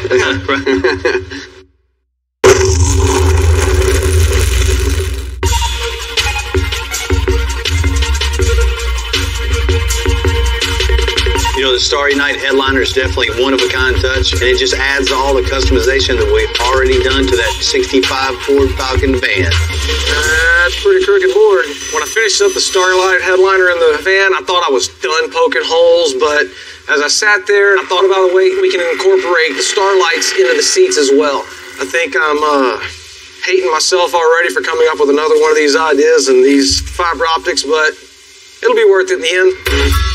Got this Peruvian walnut all carved out and ready to go. So what I'm gonna do is I'm gonna take a hand router and create the pocket inside of it. You know, with this thing being handmade, it really looks like it belongs in a 1965 Ford Falcon van. You know, back then, there were still a lot of the cars that were handmade. Now I have to drill 200 holes to run my fiber optics through. I was talking about how I thought I'd learned my lesson on the first go-around with these things, but no. Just going to trim these back. Yeah, I think it's going to be a really cool effect having them in the seats. Kind of seamless all the way from the ceiling into the seats. That's something I've never seen before. So next thing I got to do is pour the epoxy. I want it to match the seats. So I got some dye mixed up to match the leather in the van. I'm going to take my epoxy and get it mixed up. We'll get the color in it, and we'll pour this in there and let it dry. The trick here is to make sure to not overfill it, so just kind of evenly distributing it. You definitely don't want it running out all over the place, so. All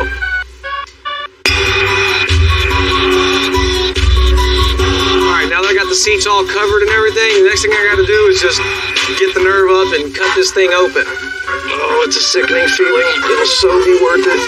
Just got to remember that. It'll be worth it. once I get this all glued in here, then we'll get the emblem in it. Man, this looks good, dude. Yeah, man, I think it turned out real nice. And they're gonna love it, dude. Well worth it, you know. I can't wait to get it to the kids and let them see this thing.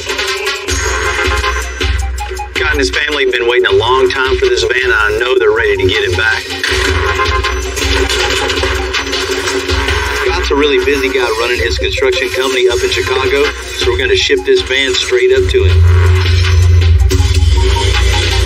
Since this is a family van, I thought I'd ask my kids just to get their take on it, see if it's cool.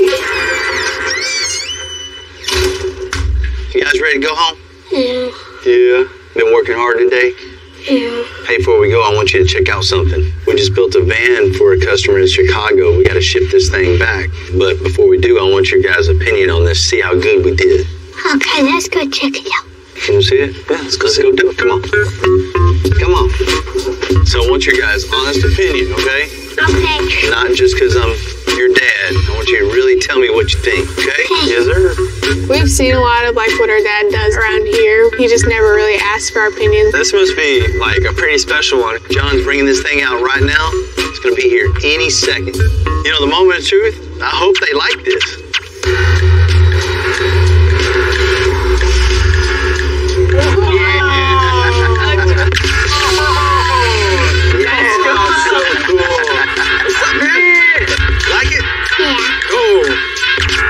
Really cool. The green makes it so good.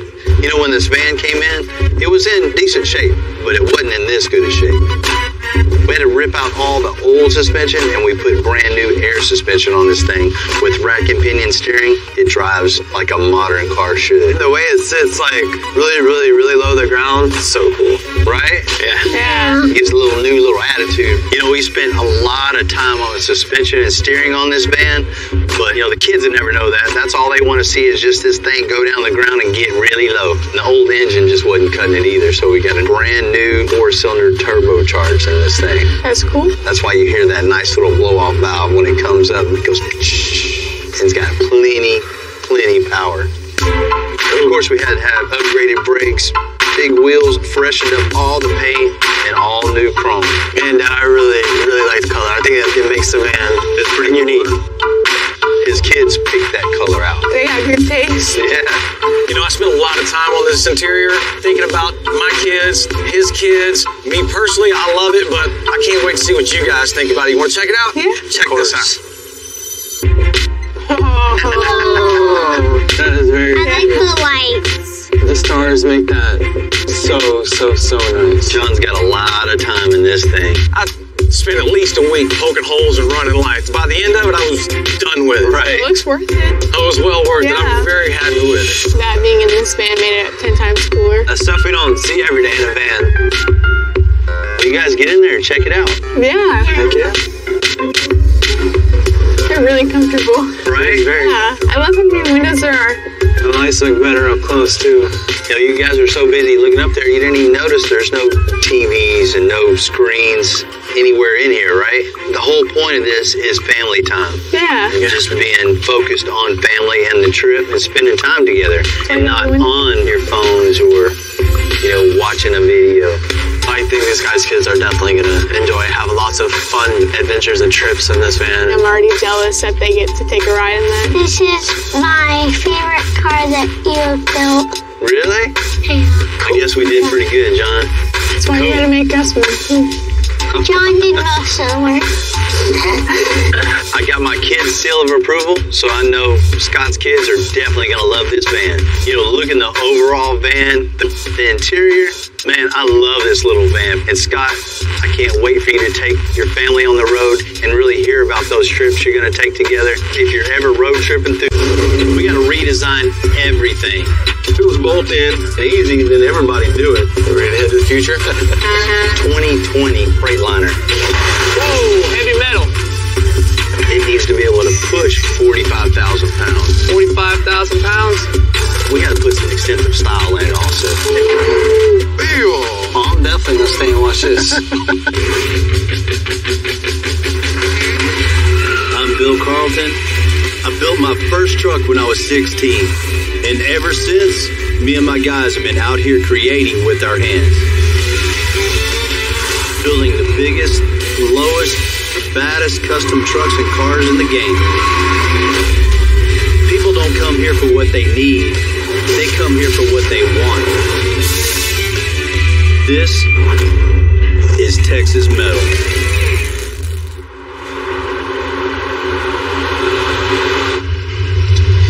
See the school right up here on the left?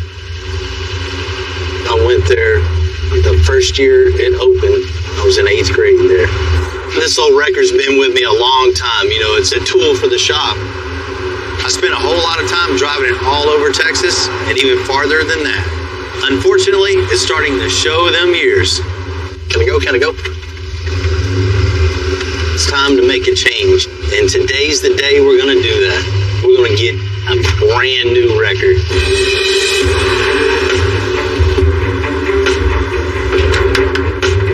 My old friends at RPM build customized records. They told me the new record is ready for pickup.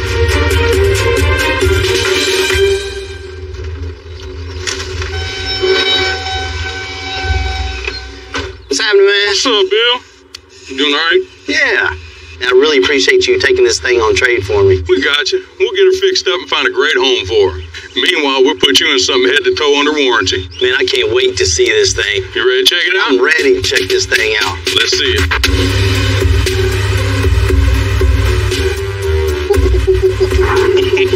That thing is bad. I've never even seen one of these on the road. First one we built, and you got it. That is cool. I wanted something bigger and meaner. And this brand new 2019 Chevy 5500 has way more bells and better. I can't wait to load something up on this thing. Yeah. So we got you the 21-foot bed stationary pylon. That stationary pylon so it doesn't move, because we never know what you're going to be doing with it.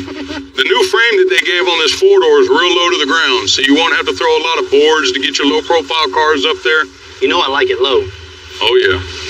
No, that's right. Brian, that's what I've been needing, man. Something really reliable, and it looks really cool. And I really appreciate that. No problem, Bill. And, man, you take this one, I'm going to take that one. Thank you. I can't wait. It's like Christmas. Like I'm 10 years old again, and Santa just came. I'm always looking for ways we can up our game. And this little upgrade is going to make a big difference.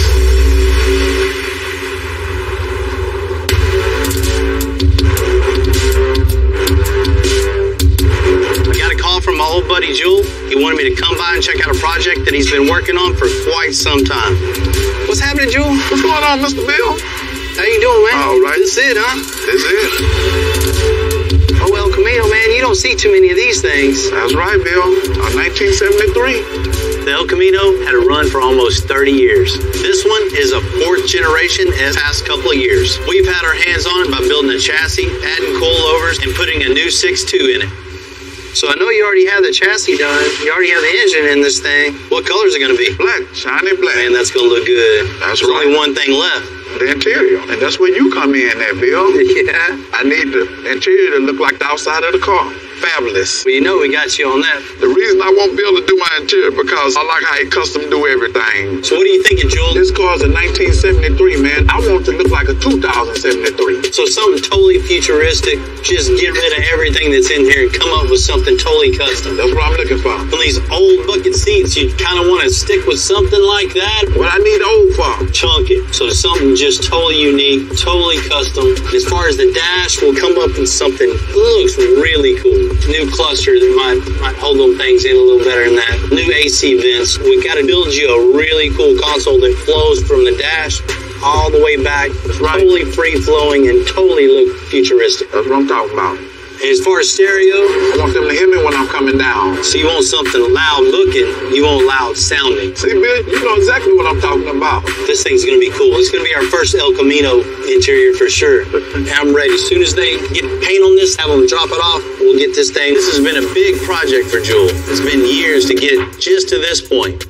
And in the end, it's the tiniest details that take this whole thing over the top. Clear? Yeah, we're clear. Coming down.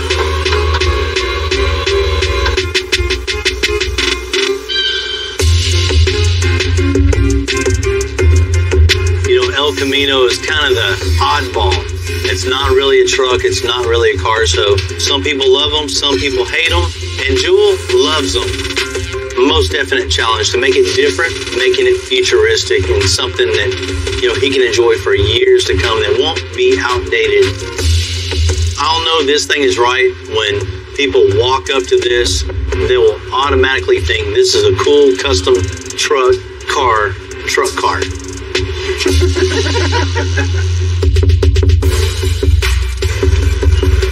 Man, I kind of like these El Caminos, man. They're cool, dude. Man, I'm not a fan of them. I mean, come on, make up your mind. Do you want a car or do you want a truck? Pick something. That's what I'm saying, though. You can take it to church, look cool, and then still put your goats in the back. Oh, Buckman. Oh, here he is. Well, you guys know what we need. A lot, yep. This thing can be cool. You want something relevant and futuristic that can stand the test of time. What do you mean futuristic? This thing is a 1973, and he says he wants a 2073 interior. All right. He don't want the same old seats, the same old console, and the same old dash that everybody else has. So we're going to hand make a brand new dash and a console. Instead of gauges, we did kind of like a Tesla. Has that big touch screen in the middle. We can have all your functions for your media on the bottom, and then the gauges on the top part of it. Cool. It just sets this thing apart from everything else. So we got to redesign everything. Headliner, carpet, seats. What do you mean seats? These seats are futuristic. Check this out. It doesn't get any more futuristic than this. No matter how many tacos you eat, you can always get in. And not only just something that looks good, we want this thing to sound good. I mean, behind the seats, plenty of room back there. Have room for whatever you can dream up if there's room. I know you guys won't disappoint, man. Never. You ready to head to the future?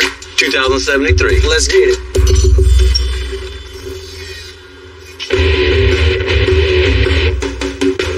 It's a complete do-over. Heath and John are going to take this thing all the way down to the bare metal. I'm gonna lean it back. Can you unplug the airbag for me? Yeah. This old dash is made of plastic. It's just gonna crack and crumble. There's no way we can fix it. So instead of messing with it, we're just gonna rip it out and build something new. So where we're going, we don't need no dash. Because we're making a new dash from scratch, it means a lot of work. But it also means we can do whatever the customer wants. And as hot as it gets down here in Houston, he wants it cold. Real cold. Super cold. Normally, when you do an AC system in an old hot rod like this, you would have a flexible ductwork that's squished in certain areas so it slows it down. We're going to go directly to the evaporator, so it'll have a nice amount of air coming out of there. So what we're going to do is build our own vent system off of this. Basically, I'm making a box which will feed into the vent chamber. I'm going to curve this way so it forces the air that way instead of bouncing around in here. Our other vent's going to force it into a Y pattern. It's going to take the air and disperse it across this whole area straight up. Functionality-wise, I think it's going to be good. It's important that we get this plastic weld on the end. Pull it back and then push it forward, and it makes like a little bridge. Looks almost like a MIG weld. It takes a little longer than glue, but it works well. Real good way of bonding those plastics together. A lot of people, they're afraid to do a dash because it is a big undertaking. You can't be afraid. You can't have any fear. Once I built my first one, I was hooked because it really separates you from the crowd. Nobody will have another vehicle like yours. I've done interiors on cars that have been second, third place cars. And we do an interior with a dash in it, and now it's best to show everywhere it goes. So it's definitely worth it.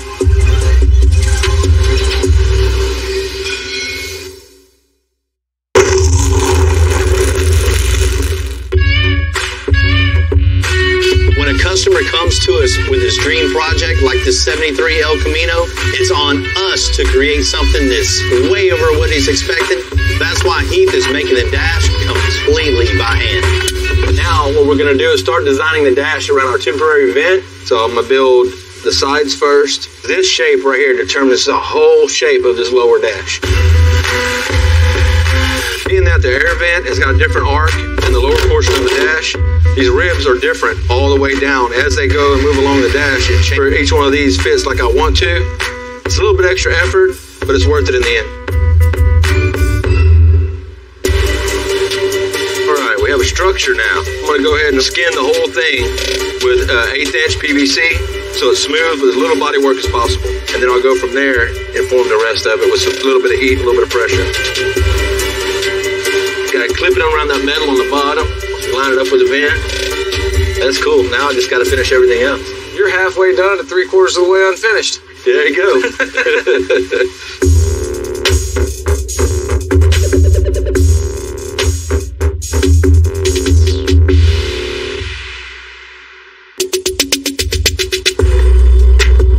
Just picked up a new project, running it back to the shop.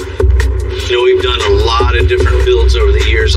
Each one has their own little challenges. Any job, when you're building something totally custom, you're doing it for a purpose. This job is no different. The sheer scale of this one is what sets it apart.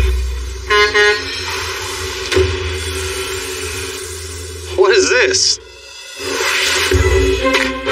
This thing is a 2020 Freightliner. 37,500 pounds empty. Damn. Right back over. The city has these wreckers well equipped to pull the biggest vehicles out of any jam. There's one problem with this that hadn't been addressed. It needs to be able to push 45,000, 50,000 pounds, off the road.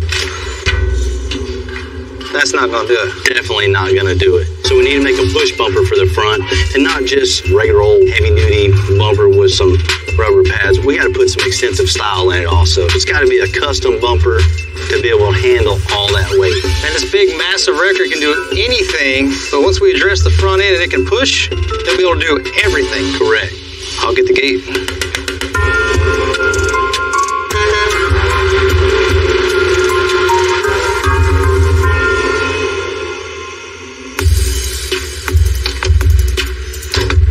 The new wrecker smell. Man, just looking at this truck, you can just see the strength in it. Every part and piece is overbuilt. And we have to take that over the top thinking and really add a lot of strength to the front of this truck. There's a lot of projects that come through the door where, they have to have strength and style, but this one is times 100. It's a cool truck, huh? What we're doing is building a new super strong front bumper that'll be able to push 45,000 pounds. 45,000 pounds? That definitely not going to do it. That just fold up like a can. Before we get this thing all stripped apart, let's get some chipboard and really get a visual of how I want the bumper to look. It's supposed to be 24 inches, but that corner right there, if the front wheel goes in a hole, this thing's just going to dig right in. So the best thing to do is slope it up a little bit, to keep it from dragging on a curb and make it look a lot cooler too. Yeah. Man, you ready to get that plasma fired up? Hell yeah. So with this bumper having to push 45,000 pounds, we're going to have to go with the thickest metal we can. 1/2 inch steel plate on your fingers. Whoa, heavy metal. Telling you, 1/2 inch plate definitely isn't a quick process. With the plate being thicker, the plasma has to penetrate a lot more metal, and it has to move slower so that when it does penetrate, it doesn't give us an angled cut. So it has to slow down the whole process so we can get that perfect straight cut.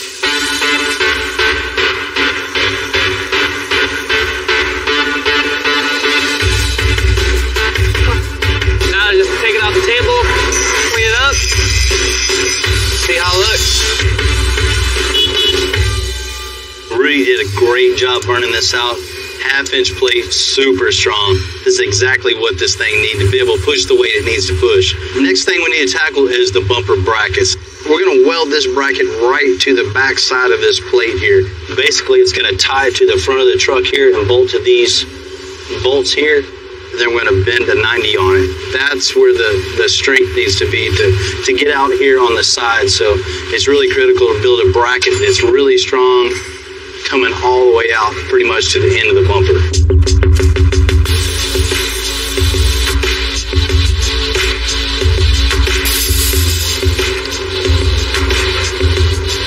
That's hot and heavy.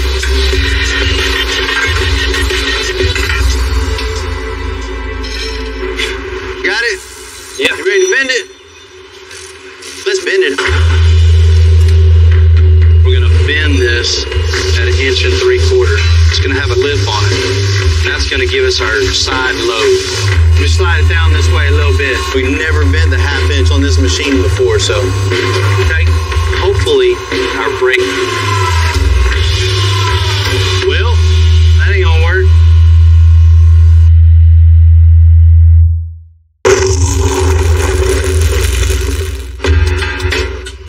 You know, with all the flash floods, hurricanes we get down here in Houston, the city wants a bumper on the 2020 Freightliner to be able to push 45,000 pounds. Our new half-inch steel bumper is definitely going to do the trick, but our brake wouldn't do the job, wouldn't cut it. In this case, wouldn't bend it. Luckily, I got a guy right around the corner in the neighborhood. He's got a big enough press to get this job done, and that's where I'm heading right now. Hello. Casey, what's up, man? Not much. How are you? Man, I'm doing good, but I got a little problem. What you got? I got a piece of half-inch plate, 6 feet long. My brake just isn't cutting it. Half-inch? Come on now. Can you help me out? Let's take a look. I know this is nothing for you, Nothing. man. It's a little baby. we can help you out with this. Piece of cake for us. We do it all the time. We have a 1,000-ton press brake, so that's 1,000 tons of pressure coming down, so they can definitely bend some steel. So from this line out, I needed 2 1/4. That's why it's at different tip. Yeah. All right. Let's set it up and see what she does. Compared to the steel that Casey bends from day to day, this bracket is tiny. So with this machine, they're going to just make sure they get the right angle. Hey. This thing bent that like butter. Then now you go like this. Perfect. Look at it. Man, that's on the money right there. Appreciate that. Thank you, man. This is exactly what we need. It's a perfect 90 degrees. Once we get this on the bumper, it's going to be able to push whatever's in front of it. You better look out. Don't get in its way.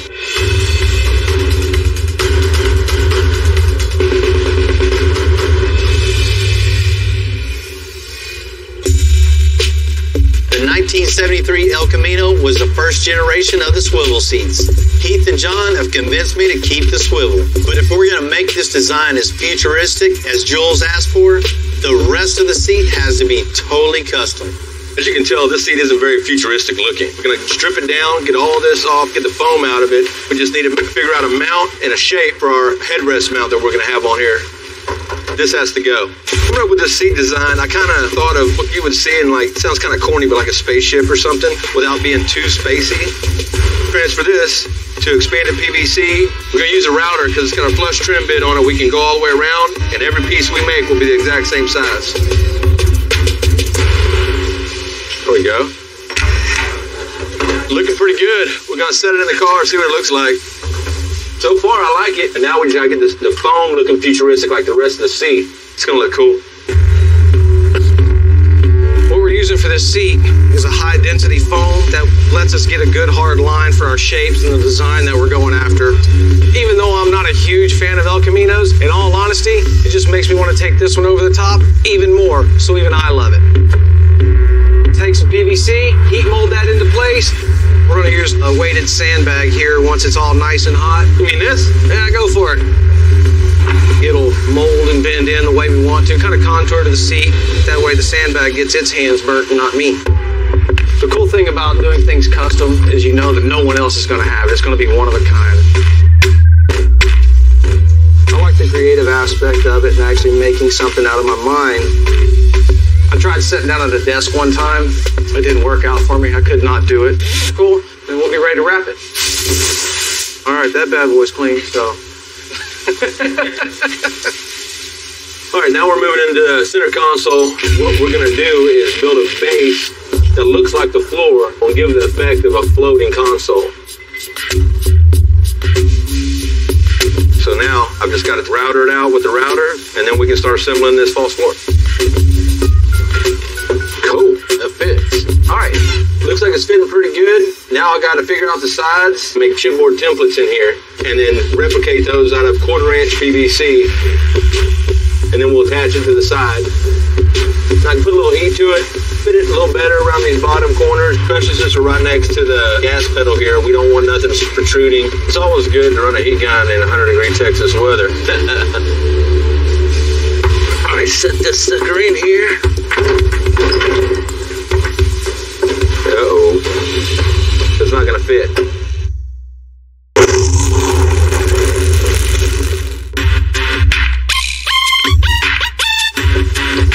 That's not gonna work. Even though we're building a custom one-of-one interior on this 73 El Camino, it's definitely not a blank slate. Because we gotta build in the confines of the original design of the close creativity happens. Well, as you can see, this thing isn't gonna swivel. It's too wide here, too tall.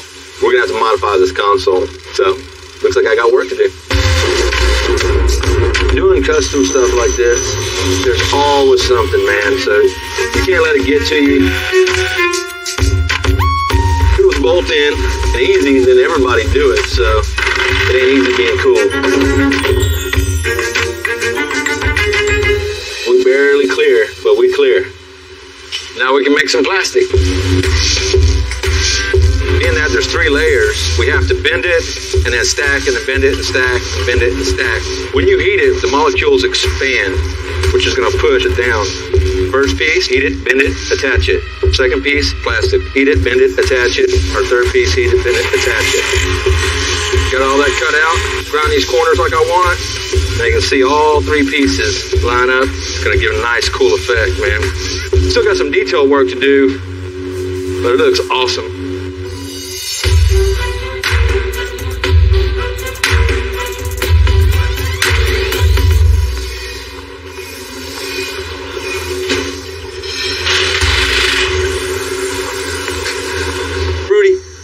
Yeah, man. See what we got. Think it's gonna fit? Yeah. Rudy's done an awesome job getting these half-inch steel pieces ready. Now we can tack them on the truck.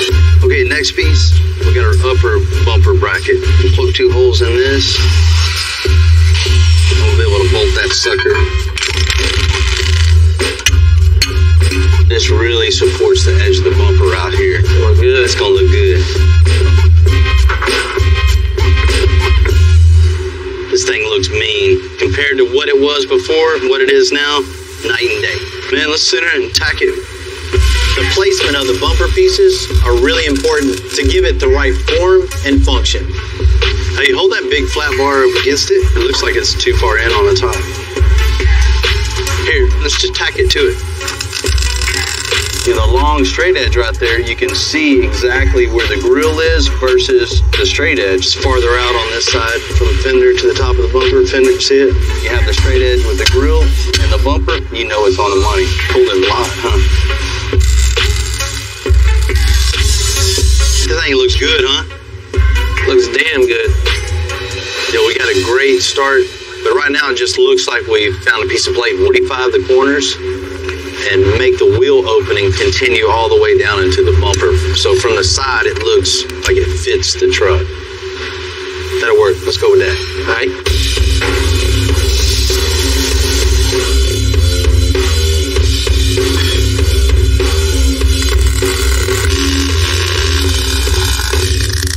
All right. I think we got enough stitch welds on this thing to transport it over to my welding table.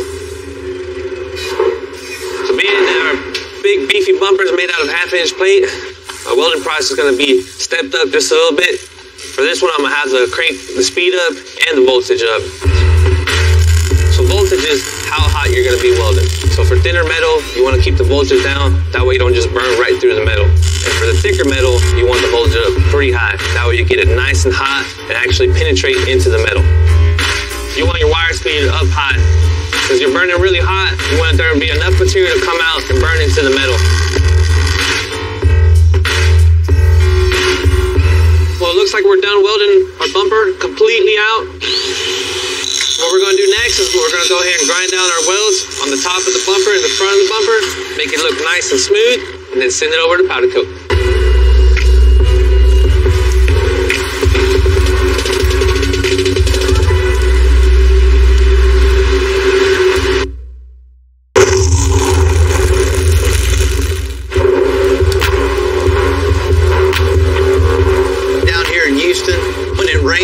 It floods.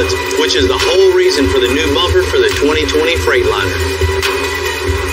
Because sometimes the city has to push big rigs out of the way and fast.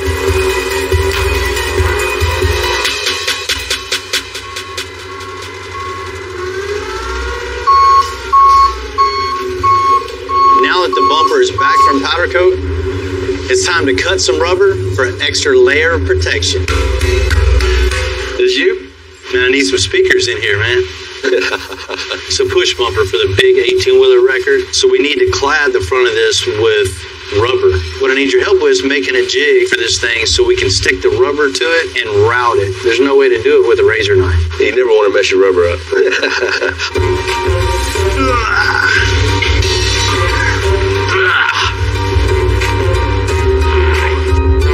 You know, this is definitely one of those steps that nobody ever knows that you do. We're taking the time to make sure all the edges, sure this is right when it leaves and looks as good as it can. Man, let's make it just a little cooler. Maybe 3 lines in here. You know, we'll cut out little windows in this. It won't affect anything when it's pushing, but it'll give us a little more color on the front. If we could just spend a little bit more time to make it a lot better project, man, it makes me sleep better at night. Ooh, thank God it didn't break that.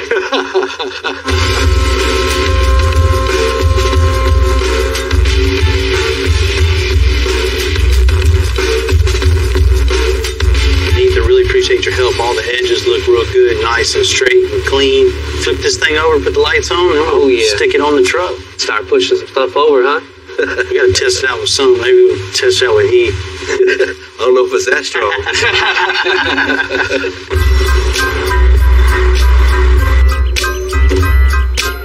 What are you doing? We just built the bumper on the big wrecker, right? I want to test it. You're gonna push the toter. Yeah, with the wrecker. Rudy's backing it up right now. You wanna check it out? Oh, I'm definitely gonna stay and watch this.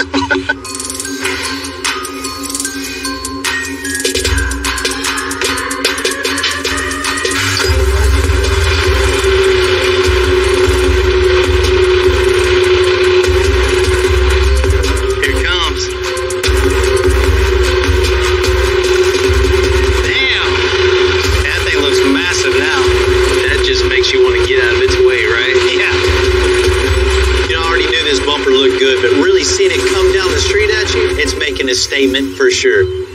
That thing looks really good. It fits the truck now, like perfect. Yeah, and this bumper ain't no punk either. That's not 1/4-inch plate. That's 1/2-inch thick. You're definitely not gonna bend that one. No, it just fits and flows like it came with the truck. From the engineering to the form to the function to the overall style, the looks. Y'all did a real good job. That's the point, right? Look just as good as I do coming down the road. Anybody else hear that dog? From where this thing was, it was just weak. And now, this thing is super strong. And if Timmy's impressed, you know we built something cool. It definitely looks good, fits good. We want to make sure it works good.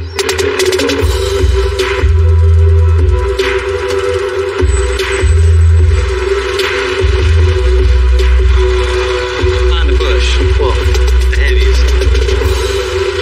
Rudy, you ready? Let's see what it do.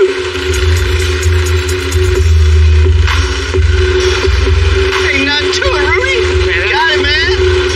And no flex at all. Man, no problem. That's form and function right there. Right? No problem at all. 45,000 pounds is nothing for this bumper. I definitely think not only looks good, works good, functions good, and it's super strong. And y'all didn't tear up the toter, huh? Yeah, I know you was worried about that. Before we took on the interior, we've been working with Jewel on this 73 El Camino for a while now. We installed a new LS, and Matt's getting this thing running. Now that we got the motor all in it, I got to finish up a couple little things, and hopefully with some luck, it'll fire right up. This is an LS3 throttle body.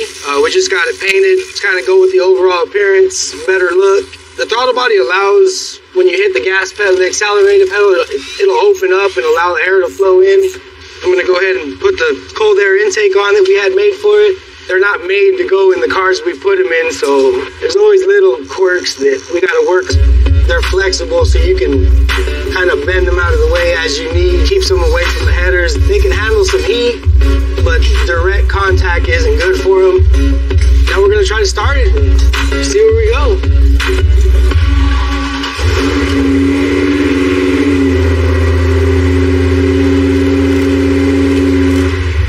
Everything's looking good. Motor sounds strong. We're ready to get this thing on the road and see what it can do.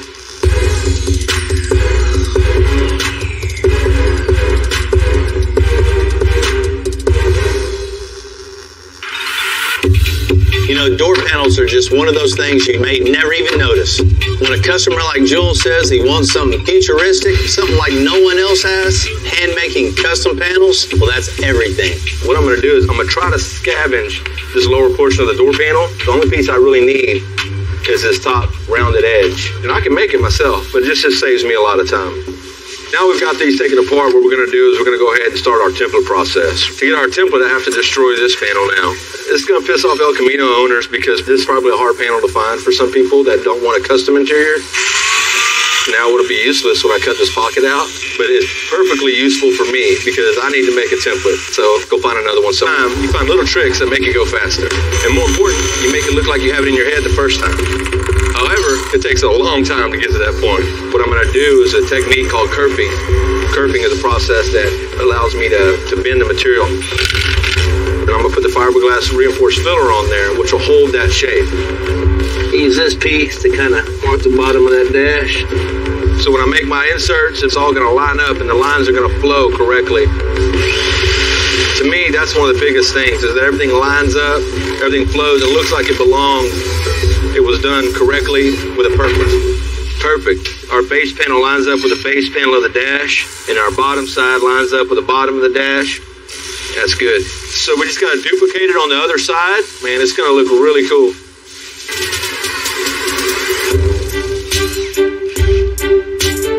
Now that we got the console laid out, it's where it needs to be. Next thing, and the most important thing we need to do, is put some tunes in this car. I'm gonna go with a smaller driver, put it in a ported enclosure. That way I can tune the enclosure, get more bass out of it, and we'll really make something cool in the back of this car. All I want to do now is cut a hole for the woofer and a hole for the port. And just like that, hole in the box. Basically what the port does is it tunes the enclosure, get this sound real nice and crisp and tight and solid. We're going to run with a 14¼ inch port. The longer the port, the lower the tuning frequency. This box is tuned at 32 hertz. Now that we got the port in the box, all I got to do, put a little sealant around the outside. I'll run on the inside with some liquid nails to hold it in place good and solid. This box is finished.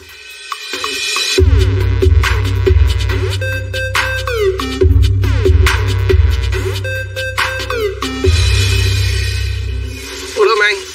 What's up, brother? I got us a box. All right. With all we're doing, the speaker box on its own just ain't gonna look right. Yeah, so it's gotta look seamless, so we're making a panel to blend it into the entire design. It's gonna be dope.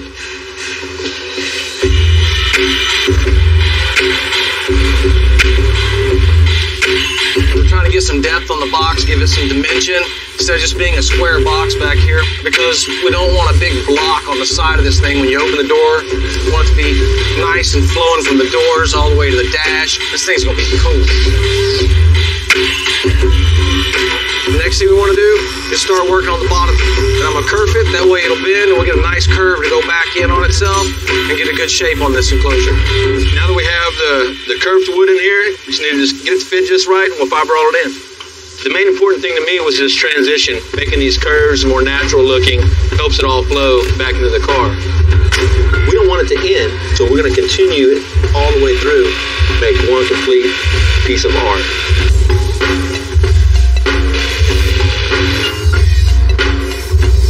It fits the panel real good now. We just got to do some grinding, shaping, body working, and she's ready to wrap. You just made that sound like it was like 10 minutes of work. It is. I ain't doing it.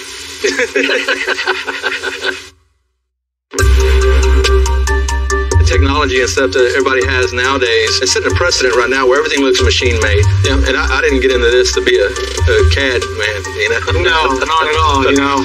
I got into this to build cool stuff. We try to use the machinery as much as we can to speed up some processes, but you still have to have that organic feel. When I got started, computers weren't even around. I know how to turn them off and turn them back on. Yeah, that's see if I broke it or not. It's not working, turn it off, turn it back on. Or just go make it by hand. Yeah, it's a lot easier that way sometimes. What drives me crazy is, people will spend all this money on paint, wheels, tires, suspension, and they get to the interior and they just tint the windows or just say, oh, well, I'll just paint some pieces. Yeah. Too many times you walk up to a car and you're like, man, that is nice. And you miss that point. Exactly. That's where you're at in the car. You know what I mean? That's what you see. Spend all your time inside the car. Inside the car. Hopefully, if it's built right, you're not working on it on the outside all the time. You're driving it.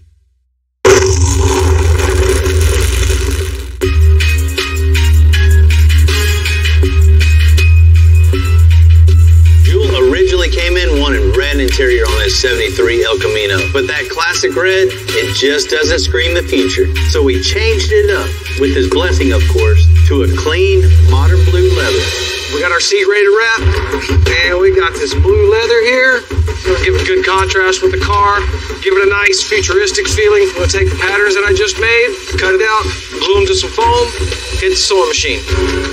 When we're doing our custom seats, they're far different from doing any factory seats. Our factory seats already have patterns. Everything on these have to be figured out, There is no rule book on how this is supposed to go together.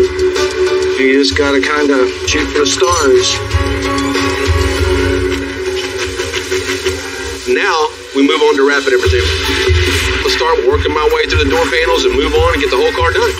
Gotta wrap each individual piece, reassemble, put back on the vehicle, and repeat that process over and over again. What's happening? What's happening? What's happening? Man, this thing came out pretty cool, dude. Yeah. Got the gauges up there, all connected through OBD2 and Bluetooth. So it just transmits all the data from the motor to the tablet. And radio and media center, everything at the bottom. I like that, man. Got that trim panel for it? Yeah. Let's see how she looks on there. Yeah, see, that finishes it off nice.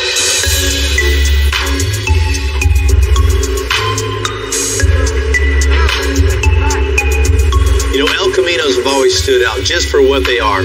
Part muscle car, part truck.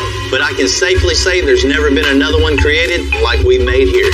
So we're going to take Jewel back to the future so he can see his 2073 interior for the first time.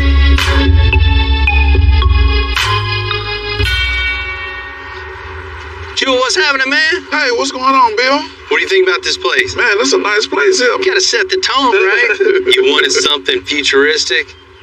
What better place to give you this thing back than a DeLorean Motor Company? I can't wait to see it, man. This car I know has been a labor of love for you. You've been waiting on it for a couple of years. We built it in stages for you. We built the chassis, the new LS in it, good brakes. I'm tired of hearing you talk about it. I want to see something. I know you're going to be see waiting. something. Man, let's check this thing out. All right. I know that ain't it, man. That's the same one, man. Bill, that's what I'm talking about. It looks mean when it comes to you. It's a presence when it's coming at you, right? Bill, totally different car, man. Totally different car. Ooh, man, look at that steering wheel, he's man. the one that's, created this interior, this thing. Man, ooh, I love you for that, man. I love you, man. Come on, man, give me a hug, man. I love you for that, man. Man. Car look real good, man. I'm talking about real good. It can't look no better. When it came in, man, it was rough. It's definitely took some time, but it's been a labor of love to really make you something special.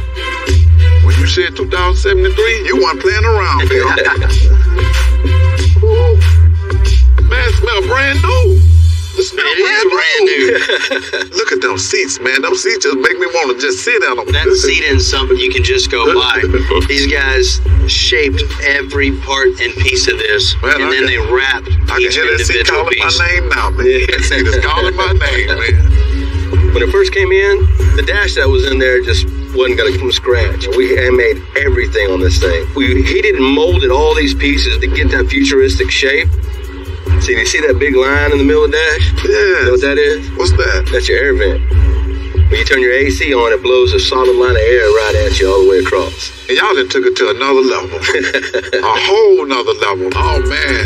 The seats, the headliner, center console, carpet, everything match. Can't ask for it to be done no better. What you don't see is any gauges in the dash. Yeah. That's where they come up with something really cool. That tablet has all your gauges up top. The lower one down there has your radio. 2073. That's what I'm talking about. 2073. Tell them about the system in it. Yeah, we got a Rockford Fosgate 5 channel in here. 10-inch subwoofer. We put on one side, kind of like they would in the future. You have components in the kick panel, and everything's run off a cool app that works just like a radio, but you got navigation, you got everything. I ain't even seen this in the new cars yet. Yeah. Right?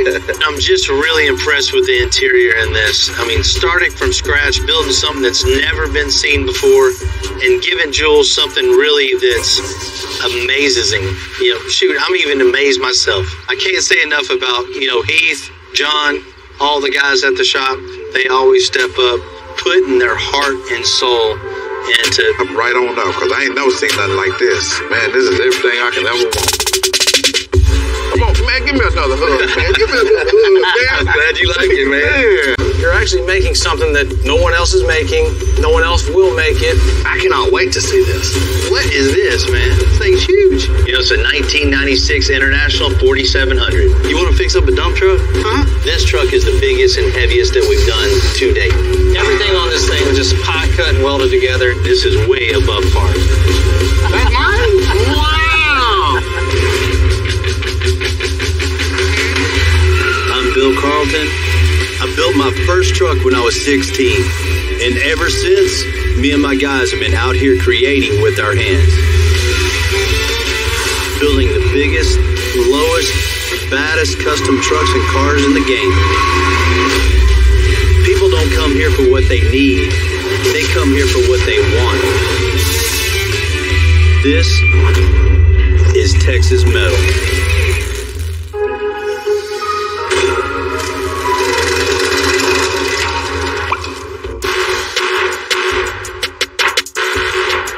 As you can see, we're really busy around here. The parking lot's always full.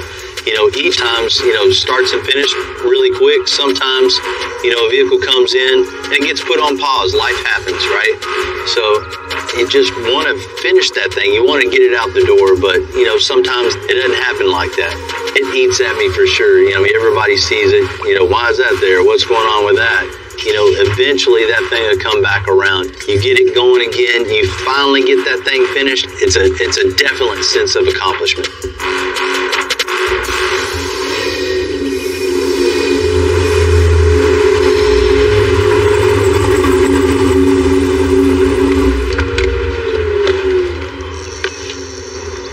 You know, me and Sean go way back since high school. We did a body drop back in '95 on his Chevy S10. Sean's been waiting to do another build for a while, and I think I finally have the right project for him. This it? All right. You know, the owner is just way too overwhelmed with this truck, so it's a perfect opportunity for Sean to buy it and take it over. Man, I've always liked the unibody ever since I seen the one y'all built years ago. Yeah, they're super rare. I mean, this is something, you see these body styles a lot, but nothing like that. I mean, it's unique. Most of this truck is a 1968 Chevy C10, but with a little twist. It's a 68 Chevy Caddy. We built a whole new frame, front to back, that's already built. There's new doors, new fenders. You know, there's a late model 5.3 in it, 24x10s, 24-15s in the back with a 9-inch in it that's already been narrowed. The old dash has been cut out and a 56 Chevy dash put in it. This thing is a perfect start for you because you can put your own personal touch on it. You know, with the right colors, right wheels, tires, and getting this thing running. It'd be a cool project. I like the fact that there's a lot of stuff started on it, but I'm gonna be able to finish it my way, the way I want to do it. I know how you like to color match.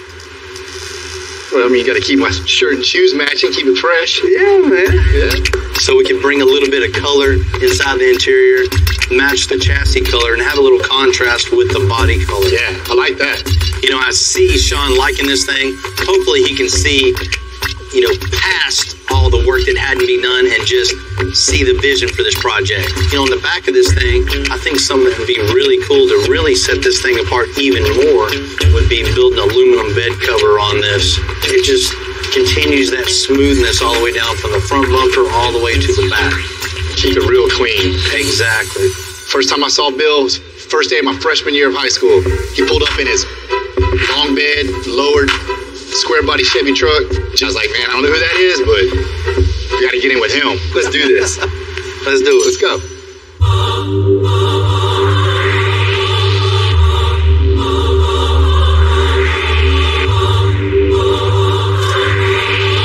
Everybody that has a car shop, automotive repair shop, custom shop, there's always a project or two that's sitting around back that just doesn't quite get finished. This one's no different.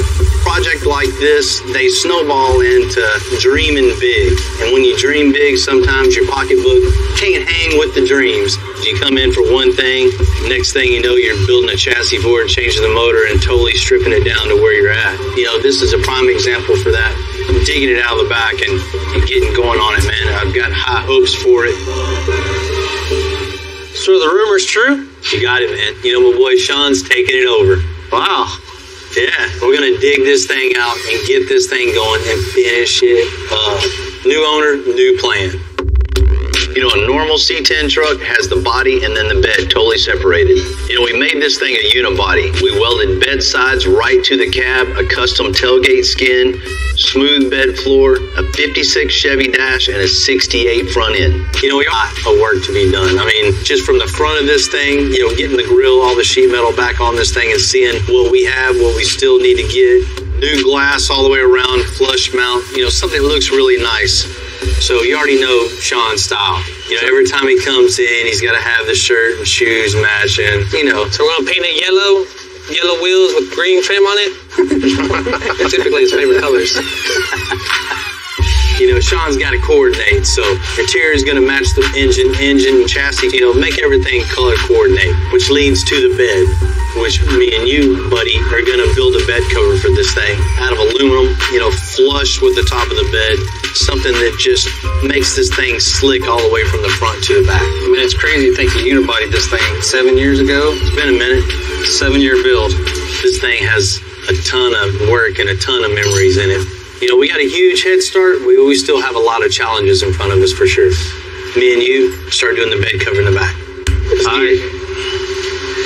I want to see where we get the head start from.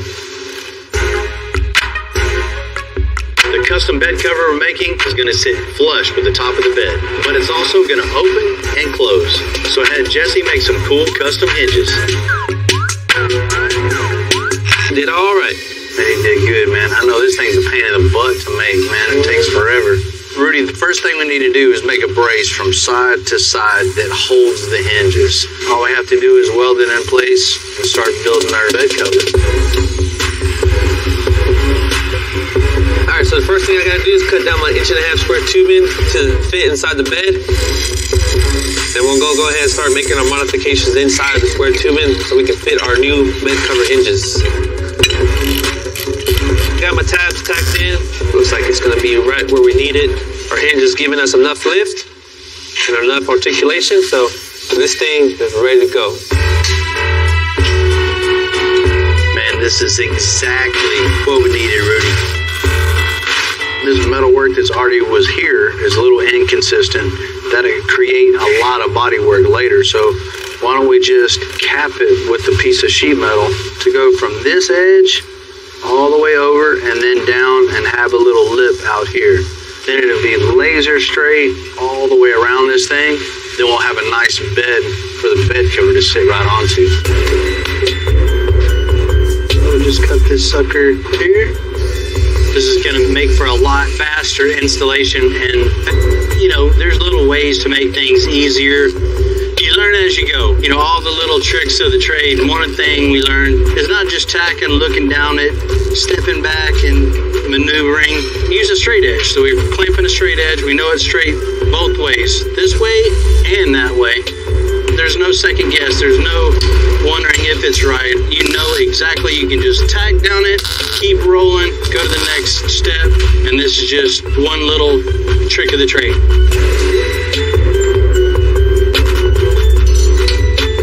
So before we slap our aluminum sheet metal on top, we need to build a frame for this thing. We don't want the sheet metal going all wonky on us when we're opening it up. So that's why we place these ribs across so we can use it to simulate the bottom of the sheet metal. So all I have to do is just mark it, take the hinge off, trim it, come back and put it on, and get my actual frame piece. tack them up, and then we'll move on from there. Got my hinges marked up, so all we're gonna do now is take them off, go ahead and trim them up. I left enough room on the bottom and back side of the hinge so we get enough weld on there, give us enough strength to hold this bed cover. Alright, we'll get our top rib here to simulate our aluminum sheet metal. Push the hinges all the way up, make full contact with them. That's good, Rudy. Very, very good. This is the most critical stage of making everything right. That way the gaps stay perfect, everything stays the same all the way around, and you don't damage paint when it goes up and down 20 times. So it should be closed, and we'll open that sucker up. Works good. I mean, just to this point is a ton of work that nobody's ever gonna know, but if this isn't right, that affects everything else. So now the rest is just work. You know, just like any part of a project, you gotta have a plan. And our plan on this is building from the inside out. So we need to build all the framework first, make sure all the kinks are worked out before we put the final little skin on the top of it.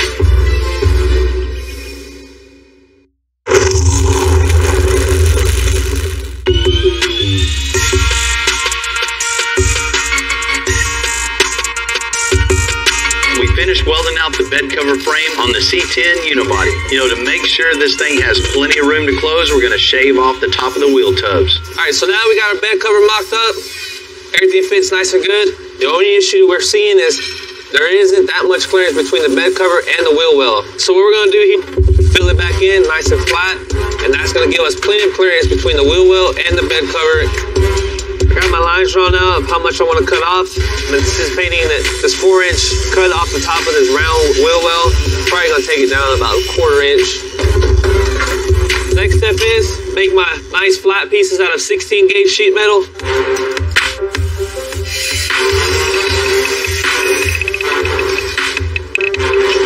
I'm just trying to straighten out my panels here because obviously we went from a curved edge to what's now going to be a straight edge. So I just want to make sure and get my sheet metal nice and flat, so whenever I put my flat piece in, we get a good, nice transition from curved to flat.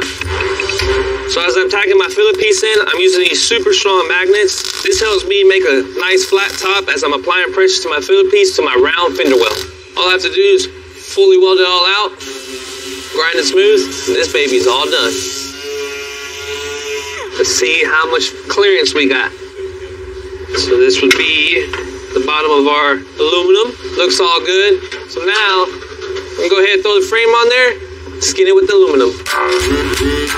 When you've been building custom trucks as long as I have, you kind of get in the habit of saying this is gonna be a big build. They're big builds and there's just huge builds. And yeah, there's a difference. Today I'm out here at Ocean Corp to see my boy John Wood. What's happening, John? Oh, hey, Bill, how are you? You know, John runs a training school for underwater welders and commercial divers. Hey, man, how you doing? What's happening, man? Yeah. Good to see you, man. What is this, man? This thing's huge. Where'd you get this thing at? I bought it from Florida Highway Department. It was an asphalt truck. You want to fix up a dump truck? Huh? Man. You know, it's a 1996 International 4700. You know, that's usually used for hauling, commercial applications, or even as a dump truck. You know, I can say for sure we never customized one of these. For starters, I don't even think we have a lift big enough for this. I just liked the look of it. I thought this is kind of like the world's first jumbo pickup truck. We got an old highway department dump truck that you want to make cool. Yes, sir. That's it. Something yeah, that's cool. all. Yeah, that's it. That's no lift for you. You can do anything. I got the inspiration. I wanted a big, kind of funny monster military high water vehicle, and I liked the shape of the crew cab on this truck. What are you going to use this thing for? Marketing for the company. I want to be able to skid mount diving stuff or NDT stuff somebody can do with a little creativity with a fun truck. And it'll be a toy, too. I mean, you can't minimize the toy value. Right, right. Man, let's check out the back of this thing. Check this thing out. Yeah, this got to go. Yeah. Just take this whole dump bed off and just start fresh. Right. Shorten the wheelbase, put some air suspension on it. Make you a nice new bed, something you can take on and off, easily. Can't forget the cool factor. It's got to be cool. Well, for sure. I'd like the dump truck to attract attention. I want it to be cool above all. It's got to be flashy and fun and interesting and different. It's got to be different. What's in the inside of this thing? Oh, that's a different story. Man, there's a whole lot of ugly and yellow. Yeah. Man, John, once you pull up in this thing, it's going to draw a crowd immediately. When you open the door on this, you can't have this. Can't have that. We got to start off by, covering these seats, putting some carpet in this thing, make it look a lot better. Something you can show off. What's under the hood? Big diesel. What more do you want? Shoot, how many miles on this thing? 120,000. So that's not Ain't bad even broke in yet. No. This is a turbocharged 444E. It's a million miles. Maybe get rid of the water hose and the electrical tape. I kind of like that electric tape hanger. That's kind of nice, yeah. Let's look at the front of this thing. I take it you're not digging on my school bus yellow. Man, we got to get rid of this. No bueno. No. You thinking of any colors or anything you want to see on this? Whatever you think is going to pop and be interesting and fun and exciting. So you're trusting me on this one? Pretty much. I'll come up with something cool for sure, man. For sure. Man, this is going to be a fun little project, man. The only thing is, this thing isn't going to fit on my record. No. I guess I'll see you at the shop. Huh? You want me to sneak it over there?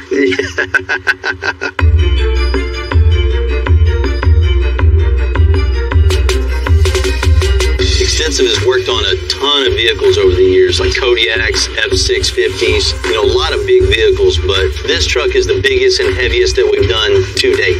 Dealing with the size and weight of this vehicle adds to the challenge of the whole overall build. One of the first things you do before you even get started tearing anything apart is just taking into consideration the jacks you have to use, the jack stands, the impacts that you use on a vehicle this heavy, not to mention, picking the right suspension, building the 4-link heavy enough, the lift high enough and sturdy enough to hold. I think I'm absolutely crazy. They already do anyway, but this is probably going to prove it.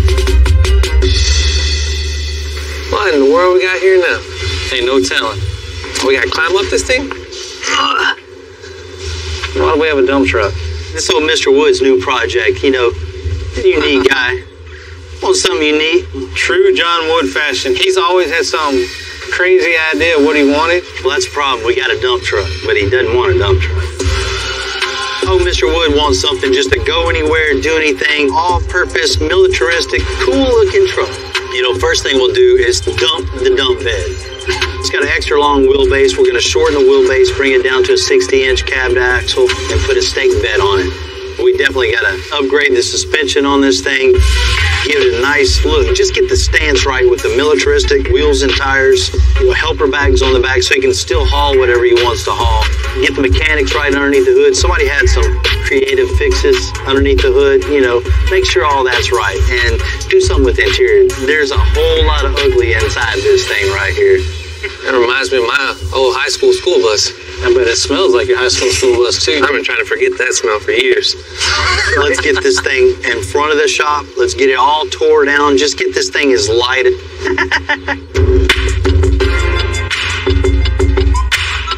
As is, the International weighs well north of 10,000 pounds, which is past the top capacity of our lift. So I'm going to have little one cut off the bed and boxes, and hopefully it'll get us right under.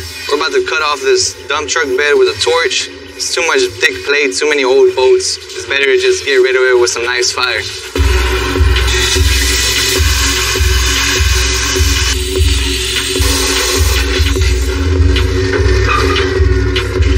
It's a good thing we got forklifts so we can get the bed up and we can see exactly what we gotta cut.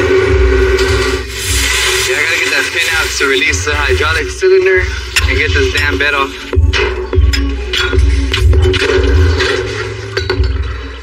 Free at last. When we pull the bed off most trucks, we can just manually lift it. But we got to get creative to lift this bed and just lift it safely. Took 2 forklifts, a little bit of fire, and some help. We got the dump bed off. Now it's time to get these boxes off.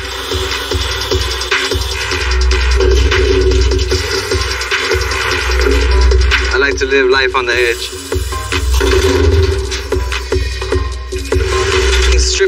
truck. Now we gotta see what this thing weighs. You know, this lift is rated for a maximum 10,000 pounds. So we're gonna take the extra precaution of have this thing weighed so we know exactly what we're working with before we even put it on the lift. And if it's still too heavy, we're gonna have to go back to the cutting board.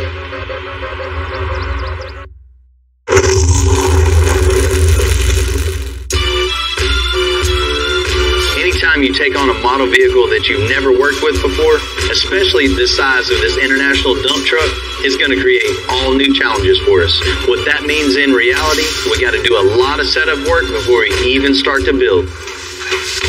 Got some bad news. 10,020.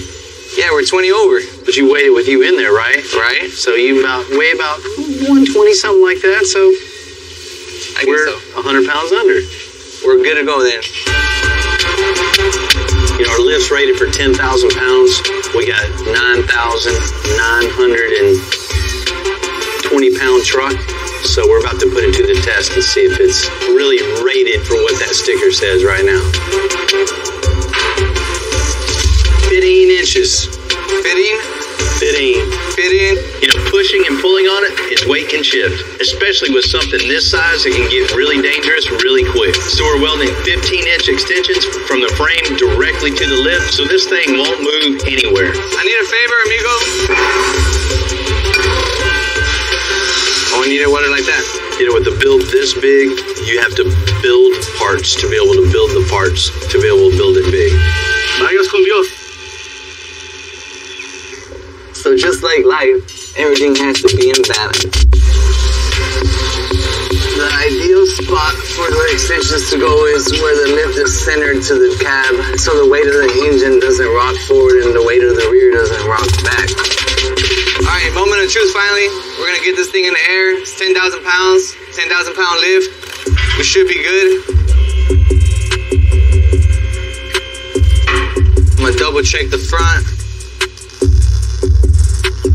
I'm a little nervous. I gotta make sure that everything's good before I go up in the air and 10,000 pounds over me. I'll get crushed like a little L1 pancake. That's good. I'll wear comfortable right there. There's a lot of weight up here. Everything we do from here on out has to be very particular so that we make sure we don't go too much overweight or overweight at all. It's hard. One tiny mistake and we're gonna have a huge problem.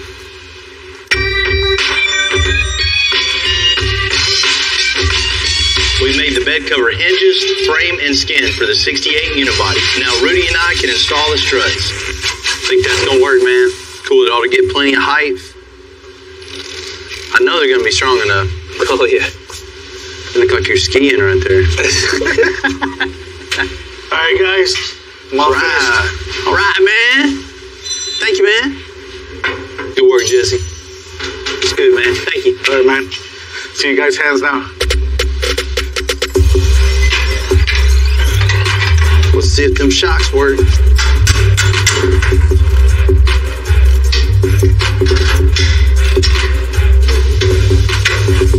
Man, looks good, man. There's plenty of room.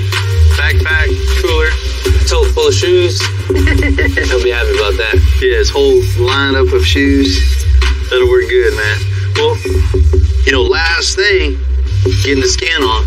Once the skin's on, that's it. You know, the old truck's been sitting around the shop for a couple of years. You know, it's really good to get it back out, get it going again, get this thing finished up. I mean, it's going to be a really cool truck once it's all done. For support off and start screwing the metal down, there's nothing to hold the frame perfectly flat. So we're just putting a couple of little spacers in here. So then when we put our sheet on it, we can put pressure drilling down, and it's not going to push our frame down, leave it sagging down like that. Man, for once, it's starting to look like a complete truck, huh? Yeah, looking good, man. We pre-marked where the bottom framework is, so we're just marking so we know where the center of the frame is on the sheet. So we're gonna pre-drill the sheet, run tech screws in it so everything fits nice and tight. And then we can pull the whole thing off, and then we can get Jesse to TIG it to the framework so it's one complete bed cover then. This thing will be ready for body work.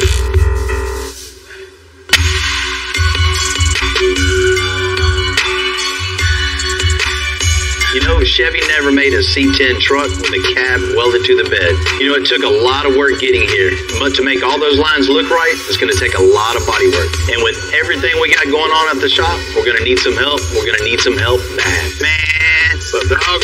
Good to see you. You know, it's not every day you can just pick up the phone and call one of the best body and paint guys around, and him just get in his truck and trailer is a true friend. Man, you saved me once again, man. I mean, I know Tennessee hidden right around the corner. Man, it was right down the street, you know what I mean? 12 hours around the corner, but we got it. You know what I mean? What you gonna do with this one this time? I just want to start totally fresh with this thing.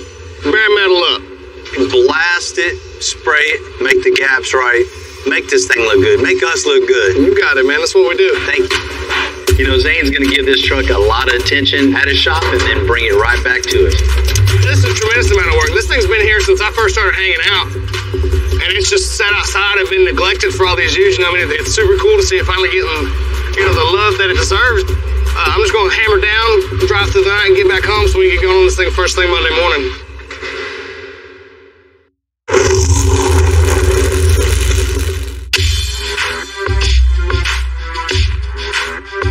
While the C10 unibody is getting bodyworked by Zane, John's going to create a seamless look on the inside of the cab with a handmade speaker box. With it being a unibody truck, we're going to take the subwoofer box and actually build it into the truck and mold it in so there's no seams or anything. It'll all be part of the truck, and we'll wrap it all as one piece.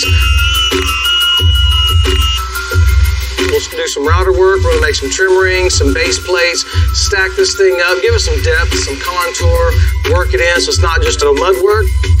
The important thing here is to lay it as smooth as you possibly can so you don't have to sand as much. It's probably one of my least favorite things to do, but one of the things that I have to do the most. What we'll do now is we'll just take that, let that round dry, and then we'll finish out the other side and it should come out pretty easy. We put a lot of different truck components together to make this C10 unibody, so all the bodywork has to be on point to make this thing perfect. Our guys in Dunlap, Tennessee are doing just that. Pretty big day at the shop. Tons of bodywork going into this thing. We had the truck all blasted down to bare metal. The guys built the bed cover from scratch.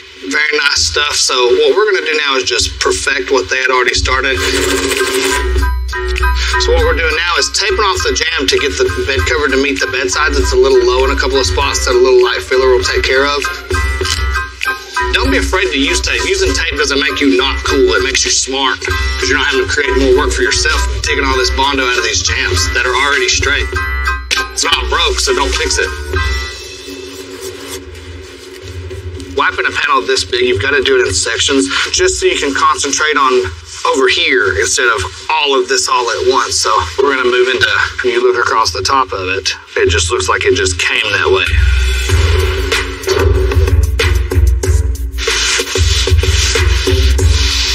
We round all of our edges off. Paint won't stick to a hard, sharp edge. So we'll come in and make sure we keep those round. We got pretty much the majority of the bed cover bodywork, so we're going to use this little gap checker here. This is going to tell us how big the gap is and make sure that it's straight all the way down. We've got a 4 all the way down, so this tells us that the bed cover is evenly gapped all the way down the bedside.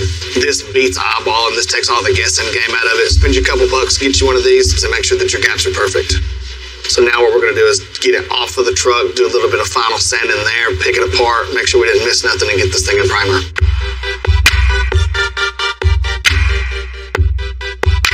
Because this frame on the International dump truck is so long, we can't even close the bay door. It just sticks out. So for now, Little One's going to relocate the axle and make a rough cut to the frame. You know, we'll finalize the length of the frame, then we'll cap it. Because we got to move the rear axle forward, we got to take apart the whole leaf springs, back half of the drive shaft, all these hydraulic hoses, wiring. Once it's all done, we'll be able to close the door and get our shoulder wheel. We're going to slide the whole assembly together. Brother, thank you, thank you, thank you.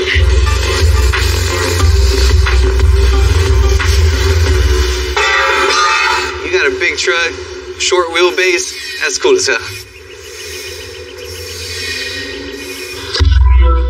Yo! What's happening, man? You doing good? Man, I'm doing good. How's things down there? Couldn't be better. Hey, it's color time. You got it. Sean wants his C10 unibody to be painted white. You know, a white truck is difficult to really stand out from a crowd. So I asked Zane to come up with something really special for this white and put a little something extra in the mix. I'm gonna go to work. Thank you. You know, days like today, you know, we're really excited to get to do something different. There's so many colors out there that it's hard to stand out and be different. It's something else, man. It's gonna blow them away. This is Lumicoat. What it does is it just crushed mirrors. It reflects the light in low light conditions so you can see it more clearly. So when the light hits this at nighttime, like it's just gonna glow like the emergency stickers and stuff. Like a street light. In the daylight, they'll knock your eyes out.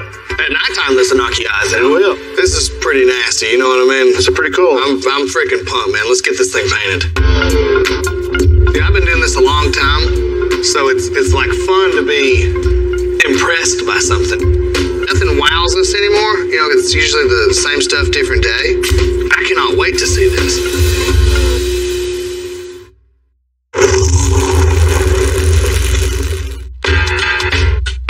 It's been a little over a month since Zane started working on the C10. And today's the day he's bringing it back. And I get to see this thing in person. What it do? What's happening? I really appreciate you taking this on, man. You know, I love my away games at your place, but we got to do this one at home, and I think we knocked it out of the park. Man, I'm ready to check this thing out. Let's open it up. Man. Woo. Turn right a little bit. Turn left a little bit. There you go. What you think about it? Man, this thing looks better than good. Looks like it's been dipped. This is the brightest white that we could have possibly put on it with little crushed mirror flakes in it. I mean, this thing just dances in the sunlight. Sean can't not like this thing. And if Sean don't like it, call me. I'll be the first one to buy it. All right, I know you're ready to get back. I'm out of here. We got a lot to do to it now, too. It's been a few years since we built the custom chassis and suspension for this truck. We're going to pull it all apart and powder coat it a dark red to contrast this white. Everything still looks good. A couple little things we'll change up and freshen up and make it just like brand new, but this thing's gonna start coming together here real soon.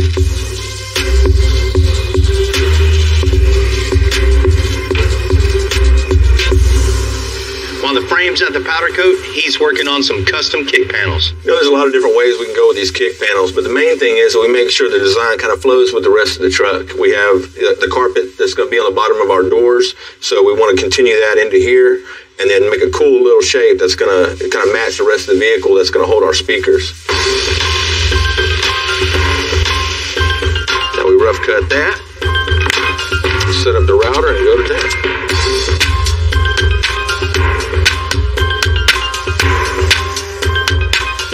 Puzzle, man. So we kind of set it up. We got our base, we got our baffle for our speakers, and we got our trim ring that goes up here. The speaker's actually going to mount from the rear in there just like that. So we can build this whole thing on the table. We'll fill in this back area right around.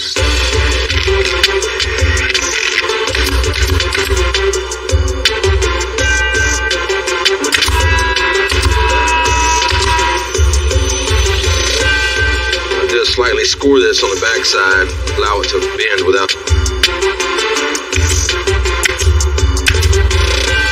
All right, we got it all wrapped around with our panel board here. Now all we got to do is get it all mudded up, wrap it, and we're done with these kicks.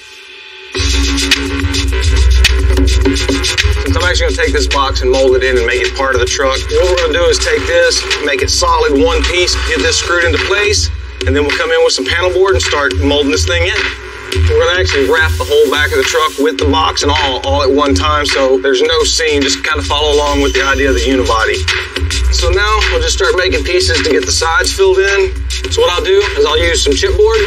There'll be no separation from the body to the box all the way around to the back of this truck, so that'll look pretty cool. When I look at a space that I'm trying to design out and figure out what's going on with it, just kind of keep in mind body lines, the style cues, and things like that from the vehicle, and just kind of incorporate that into what you're building, and just let it kind of flow through and just create something, because you're actually making something that no one else is making. No one else will make it. It's one of a kind. You're just putting your own spin and your own thoughts to these things, so there's really no wrong way to go about it as long as you get to the final product that you're after.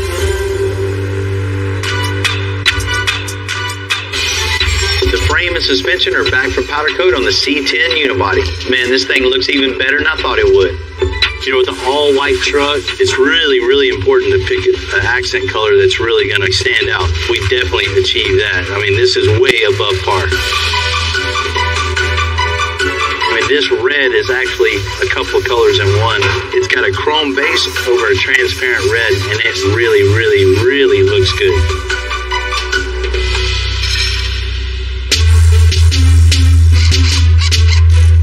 We hand-built this frame years ago. Now, to get all the components on the chassis and watch it go up and down with the motor on it, something I didn't think I was going to see. This was just a stock piece of 2x3, 2x4. Everything on this thing was just pie cut and welded together, and it just gives you a great pride knowing that it's rolling down the road 80, 90 miles an hour, carrying somebody's family next to you, and it's just rolled real good. Now we have the mock-up wheels on. We have a complete rolling chassis. What do you think, buddy? Does it look good?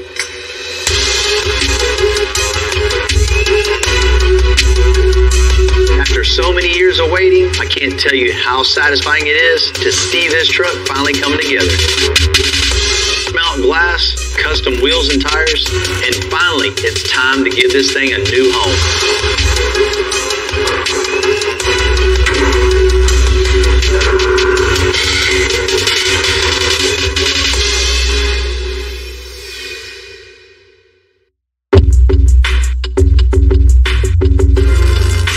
I was 22 when I first started welding. I had a friend call me and he said, "Hey man, you want to come weld?" And from there I began MIG welding carbon steel, then moved up from there to MIG welding aluminum, then from MIG welding aluminum to TIG welding aluminum. Just worked my way up. I grew up here in Houston, just right down here from the shop, about 5 minutes away. As a kid, growing up, hearing about Bill, I always heard he was the best man at bagging trucks. I mean, I used to come with my friends, check out the shop, or come out by all the time. Then years passed, and never in my life did I think I would ever be here working for Bill.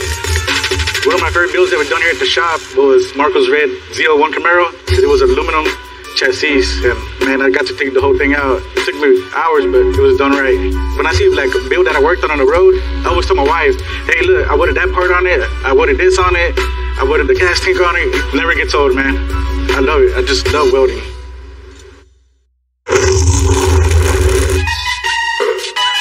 Man, that place always hits the spot, man. I'm so full, I don't even want to go back to work. I don't know what you're about to do. I'll get back there eventually.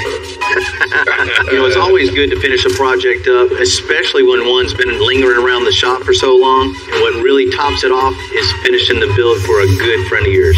Got to get over here and work on some of this stuff you got sitting around the parking lot. Right? We got to get this parking lot cleared out. That's always a struggle. For 30 years, I've been going over here to the parking lot and never been cleared out. Right? I got some work I want you to check out real quick. I want your opinion on something. You want me to give you my opinion? Yeah. All right. Well, let's see what you got. Oh. I want you to check this out. All right. Well, let me see what you got. That's mine? Oh, wow. Been a minute, huh? Been a while. Man, this is awesome. Last time you seen this truck, it was just basically a rolling chassis and a body on it. Yeah. It's 100% now. Well, unibody, that was the whole reason I liked the truck. I knew that this is what it would turn out like. With the cab and bed welded together, that really makes this truck look super smooth. It just adds to the whole custom look of this thing. People just going to look at it and go, "Man, that's a cool looking truck." It took to make that. Oh, yeah, they'll know. And it's something different that you just don't see out there. From where it was to what it is now, man, it's night and day. From the roll pan, to the 68 front end, to the nice smooth hood, no wipers, no cowl vents. That's all been shaved. To the front glass, all flush mat. Carmen hooked us up with the A&N hot rod glass. Makes us a nice windshield, nice back glass with no rubber. So it makes this whole thing look modern. And then down to the bed cover me and Rudy built for you. It's just something you don't see on these trucks, and it just finishes the whole thing off and just makes the unibody part look super smooth. I mean, the way this thing sits on the ground, that's phenomenal. That just doesn't happen with the air suspension. It has to be a chassis specially made, to make a vehicle go this low. Added these brand new wheels and tires, 24x8s in the front, 24x14s in the rear, with huge brakes on this thing. Man, the chrome polished 24-inch wheels, the way it sets off the truck, man, it all goes together so good. And white, white is super hard to pull off. My boy Zane stepped in. He told me if I ever need anything, give him a call. That's exactly what I did. And you see, Zane got down on it. Did an awesome job. Right? It's not only just white, but it's got metallic and a pearl in there, so it really, really stands out. You can actually see the metallic in the light. See the shine on it. Check this out. Oh, yeah. That's nice. Right? I like that. Once we got it back from Zane, blew everything apart and just started by powder coating all the suspension, all the frame, all the components to go with that. It's a chrome powder coat with transparent red over it, so it really gives it that anodized look. Yeah. And when the sun hits it, man, it just kind of blinds you. This thing's definitely a show truck now. And it's a late model 5.3 LT, so it's got plenty of power in here too. Man, let's check out the interior on this thing. That's nice. Right? Man, so clean. John and Heath really got down on this from top to bottom, from the new headliner to the carpet, the custom-made door panels. There's subs in the back, the kick panels. This thing gets down to, the seats, the console, the all-metal 56 Chevy dash. It's got the Dakota digital gauges. So when you start this thing, everything lights up. It looks like a brand new late model car. It don't even look like a dash. It looks like a spaceship. Well, the guys did an awesome job. They did great. Sean, just another example of my team coming together, creating something. The first vehicle you built for me, and it won't be the last. Man, thank you. After years of just being passed around, moved from bay to bay to bay, stuff piled on it, finally unpiling everything off the top, getting back to work and finally finishing this thing up, it really feels good.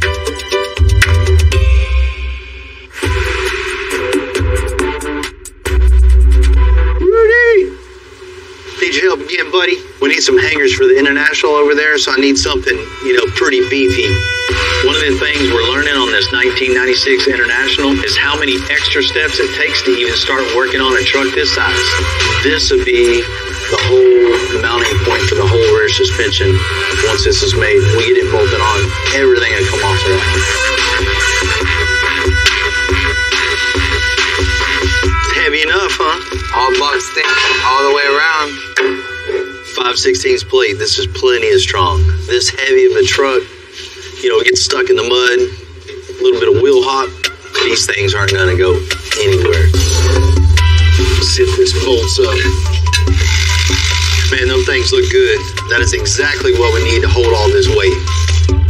This is what makes me excited. Taking on the unknown and flexing our creative muscles. To do something. A little bit of powder coat on these things would be right. We got the hangers done. Let's get the tabs on the rear end, and then we can start building a 4-link. We'll build bag mounts, shock mounts. Then we're again. And then you throw Earl Campbell's name on top of this. The NFL legend. Nah, there's no pressure there. This is a 1940 F100. How's this thing ride? Like a buck horse. Looking at this frame, there's just no saving it. Just turn it into a full frame makeover. Some things snowball. This is pretty much an avalanche. Check this thing out. Ah, there we go.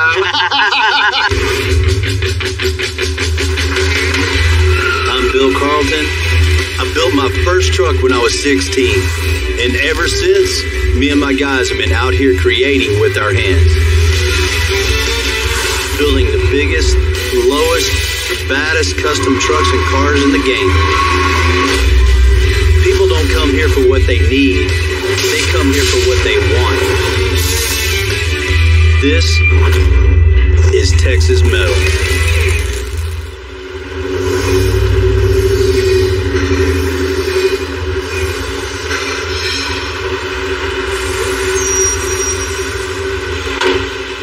You pick up, you expect to go get a car, a whole car.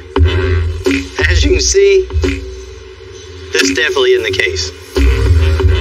We have a body, frame, and parts. Crates and crates of parts.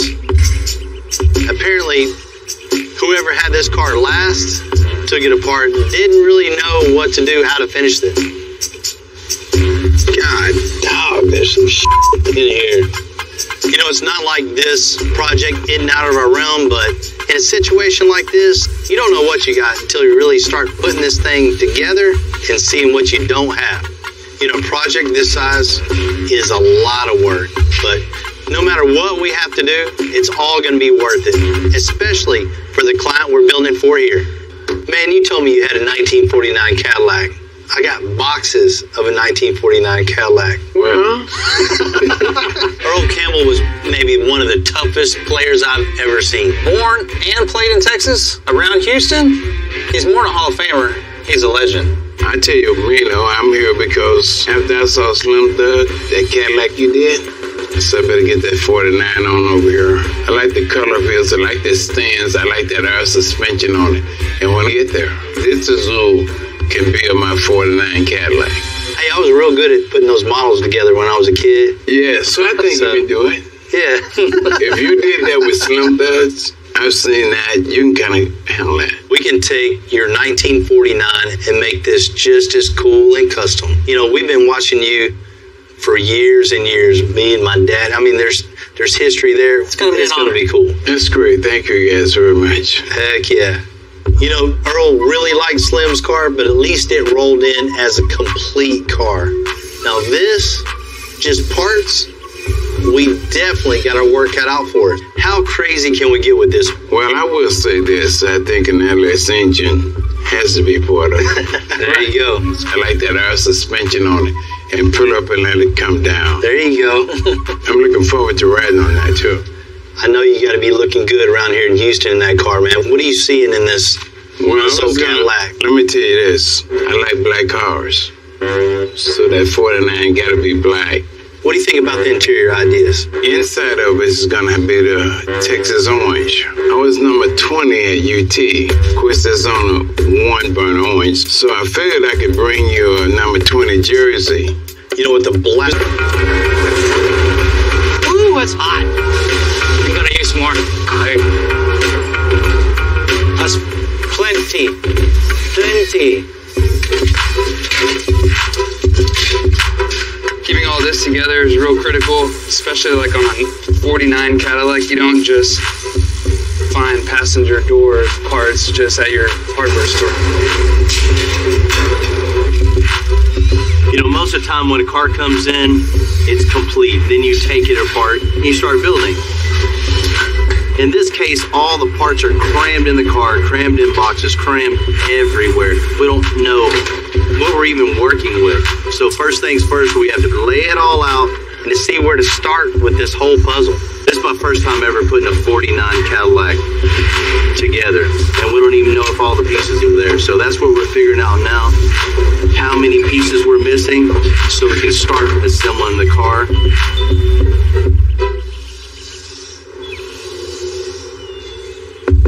Ryan put the front end on just to really see what we're looking like.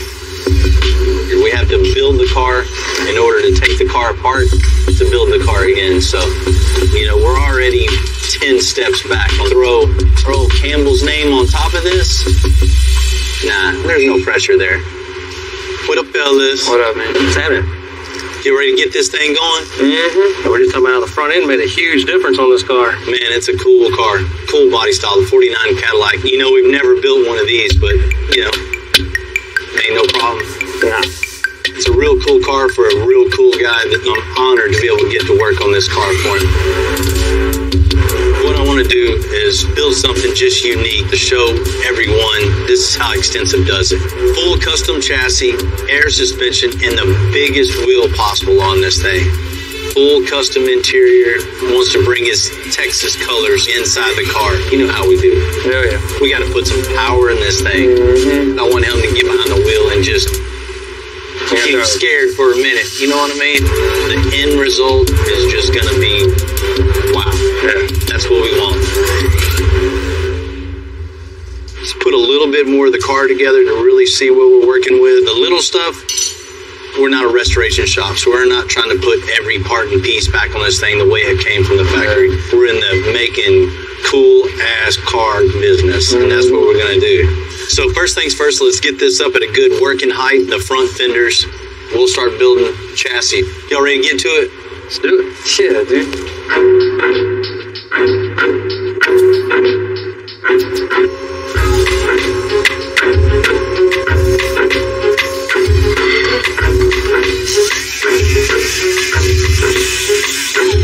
see, I got a nice little rust patch here, same as the other side. I just grinded it just so I can see how much of it was good and what was bad.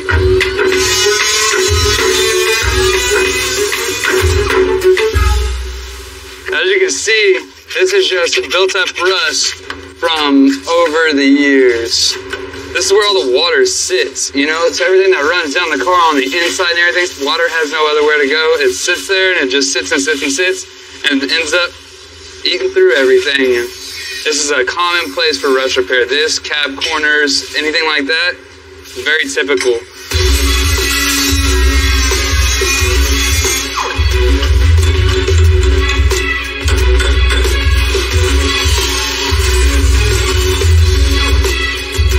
See, this thing's pretty pitted and rusted up. I'm gonna cut it out and replace this as well.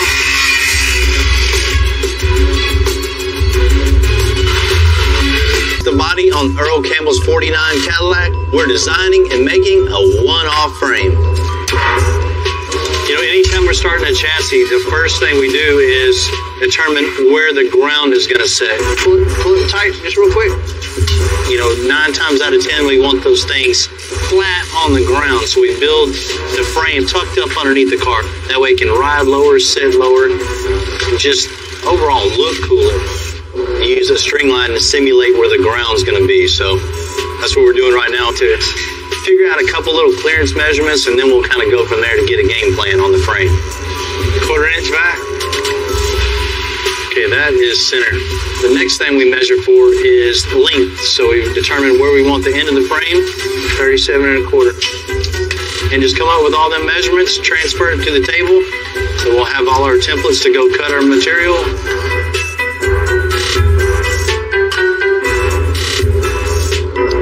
Last little piece there, we're ready to start cutting.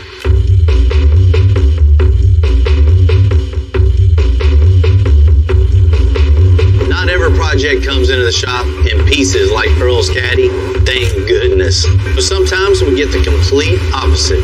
A truck that looks almost that mattered. Hey, good morning. Hello, Bill. Chris, how you doing? Hey, nice to meet you. It's a cool little truck you got. This is a 1940 F100 Ford pickup. Whoever worked on this before kept its original styling, but still gave it a little custom look. Had it about 4 years now. Bought it from a friend of mine out in Dallas. Wife always liked farm trucks, and he had one. It's a cool looking truck. It's definitely got the farm feel here. Did you buy this, just like this? Pretty much. The only thing I've done is put tires on it. So you've been driving it pretty regularly? Yes. Oh, cool. We put thousands of miles on it, using it to go on car show trips. Tennessee, North Carolina, Georgia, Mississippi. Think pretty comfortable inside? Not at all. Yeah, I can definitely see what you mean. It's cramped in here. It must be brutal riding this thing across the country. It is. For the driver, it's pretty bad. Definitely kills your back. What we need to do, Chris, is just tear everything in here out and just start over. Let's maximize every inch of space and give you as much room as possible so we can make it as comfortable for you as can be. Right. How's this thing ride? Like a buck horse. So that's a problem too. You and your wife have been traveling, putting yourself through that misery. Oh yeah, yeah. Air suspension on this thing just solve all those issues. Good, that's what we're looking for. Chris, what you got back here? Well, that's a Ford with the heartbeat of a Chevy. What do you got in the hood of this thing? Man, it's an old Chevy 327. Let's check it out. Oh, small block, huh? Yeah. Most people like to keep that secret, but old Chris is proud of it. He likes that Chevy heartbeat in the Ford truck. How's this thing run? Well, it runs okay, but it definitely has a drinking problem. I don't have to change oil, I just add it at every trip. Well, there's a couple ways we can do this. We can just do a little surgery on this thing, freshen it up, or just do a total transplant and just pull this thing out. Just putting a late model LS in this thing, something really dependable with a lot of power, to be real cool in it. That'll work. I was thinking about rebuilding this motor, but you might as well just go all the way, replace the motor, and that way it's more dependable, easy ride, and I still have the Ford and the Chevy all in one. Let's go make it happen. All right.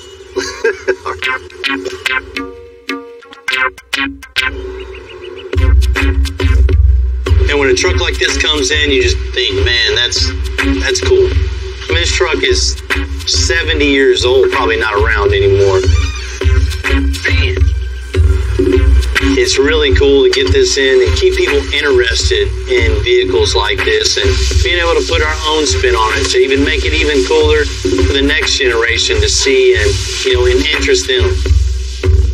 Chris has been in the rules a little bit, putting a Chevy engine in a Ford truck, but there's no rules to custom. You can change stuff, you can add this, add that, do it however you want it. That's the definition of custom. If Chris wants a Chevy engine on the Ford, we're going to give him exactly what he wants and then some.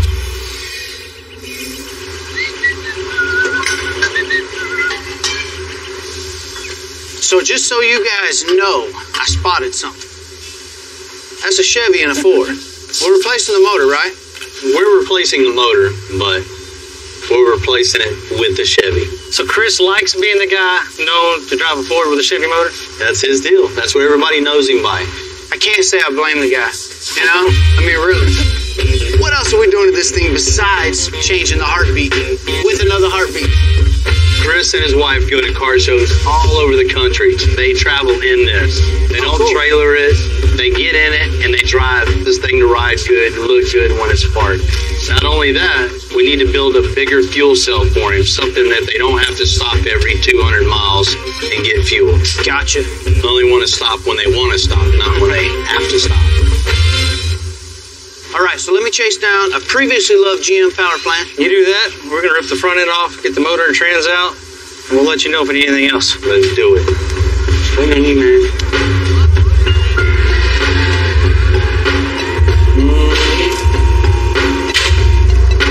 That old suspension didn't age well. Jamie and Ryan are going to cut all that out and make room for that new air suspension, adding a notch on the frame for that rear end. Wow, so no wonder this guy was having a bumpy ride. Looks like they cut the springs and put these little tensioners in there. That's a quick fix.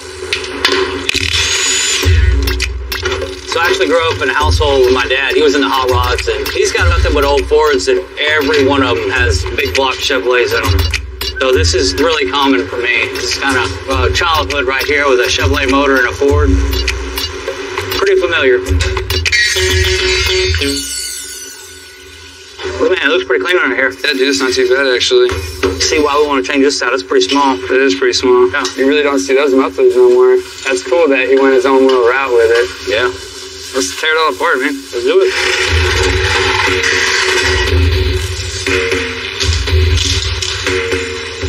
Okay, so we got everything cut out of our 40 Ford right here. So our next step is go ahead and put the notch in. Basically, we got to make this off this notch, match the bottom of this door, so we're going to make sure everything looks parallel. 31 7/16 on the money.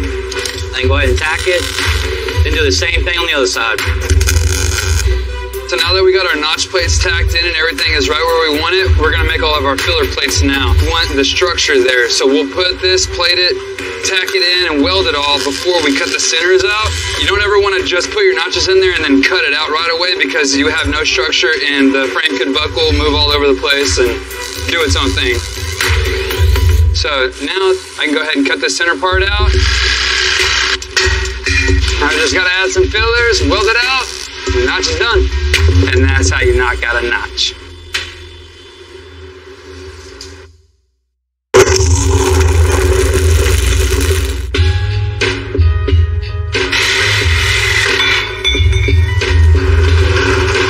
Pulling out the old engine on the 1940 Ford, full front end is, and it's really bad. Man, I've been thinking about which way to go with this, and this just, we can't build around this. Yeah. No matter what we do, this is still going to be here. Yeah. We got to cut all this out of the way.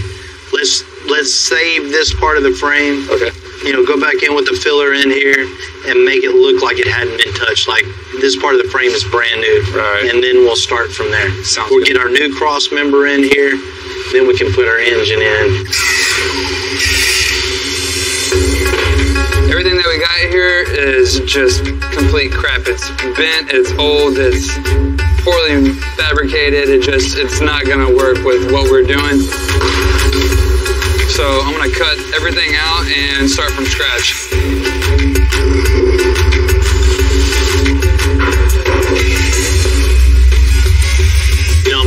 this frame and just seeing all the dead ends we're gonna hit, every roadblock, every step down the way. There's just no saving it. You know, it's gonna be best for us just to think totally outside the box and make something a lot better. Rebuilding the front of this frame is definitely gonna make it a lot stronger and save us a whole lot of headaches in the future. All right, everything's fit up, looking real good. It's just grind it all up, and we'll be ready for our cross member. I need to grind this so I can get a good weld.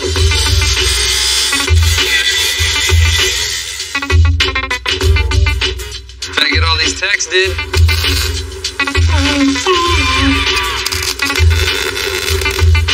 So I got all the welding done. I'm just gonna grind these welds down. Once I'm done, these front horns will look brand new. And then we can move on to the cross member.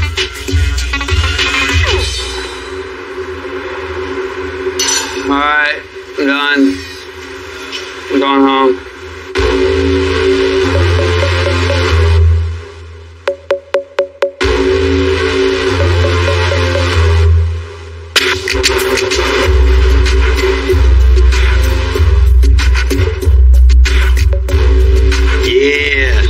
Of a ground up build like this 49 Caddy, I think from the ground up. Hand making a frame lets us personalize the vehicle totally to the person, bottom to the top. You know, it's a huge honor to get to build something for the legend Earl Campbell. You know, we build a lot of frames, but we're really gonna do what we can to make this special, you know, not only for Extensive, but for Earl himself. Here's him running over everybody in the NFL. We're gonna build a frame that strong.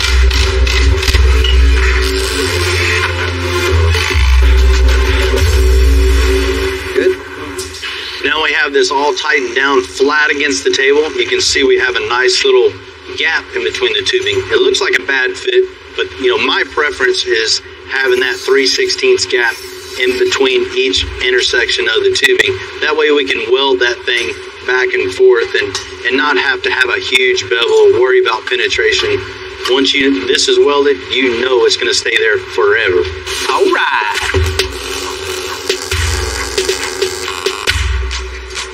All finished up with the vertical weld. We're going to let this thing cool off, then we can bust it apart, stand it, start building cross members. It's good. It's still a little warm, man, but it'll be good. Let's do it. Because we make our parts on site, as soon as we think it, we start making it to the exact dimensions we need. You know, that's the total definition of custom. Immediate satisfaction. You know, Earl's car, we're going to be using a 2-link suspension, which is a 2x2 square tubing linked from the hanger to the axle. That's why it's called 1997. I've been using it on about 80% of our vehicles since day one. It's ideal for a car like Earl, so we can get it really low and still get a lot of lift out of it, and it improves the handling for about 85% over the factory also. So this is the perfect suspension for this job. You know, one thing pretty unique to the 2-link itself is we're still using U-bolts. It's still going to connect the U-bolts to the axle to hold this all super tight. We'll use a piece of DOM and we weld it onto the link bar itself, so we don't have a traditional little anchor plate at the bottom. Using the DOM to the side of the link bar, it keeps everything super tight and it adds a little style to it also. Cool, we got the link bars all mocked up. Now it's time to get underneath there and mock up the suspension. See if it fits now.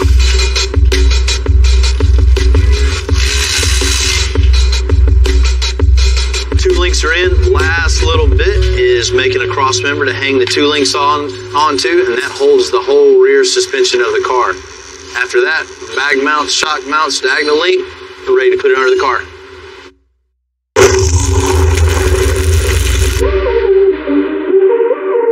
We finished the metalwork on the custom chassis and suspension for the 49 Cadillac. We got the bag mounts in, link bars in, suspension's done other than shocks. Shoot, we're ready to put this thing in the car.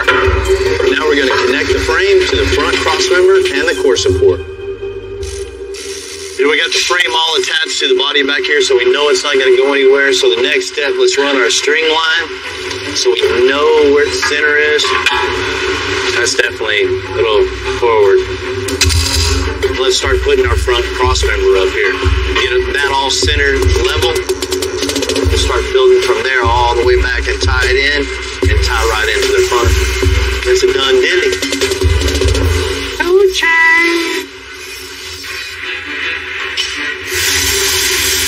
Now we have the right angles where they connect. What we're doing now is making it go from a 5-inch frame to a 3-inch frame on top of the cross member. So we're having to basically pie a section out of it.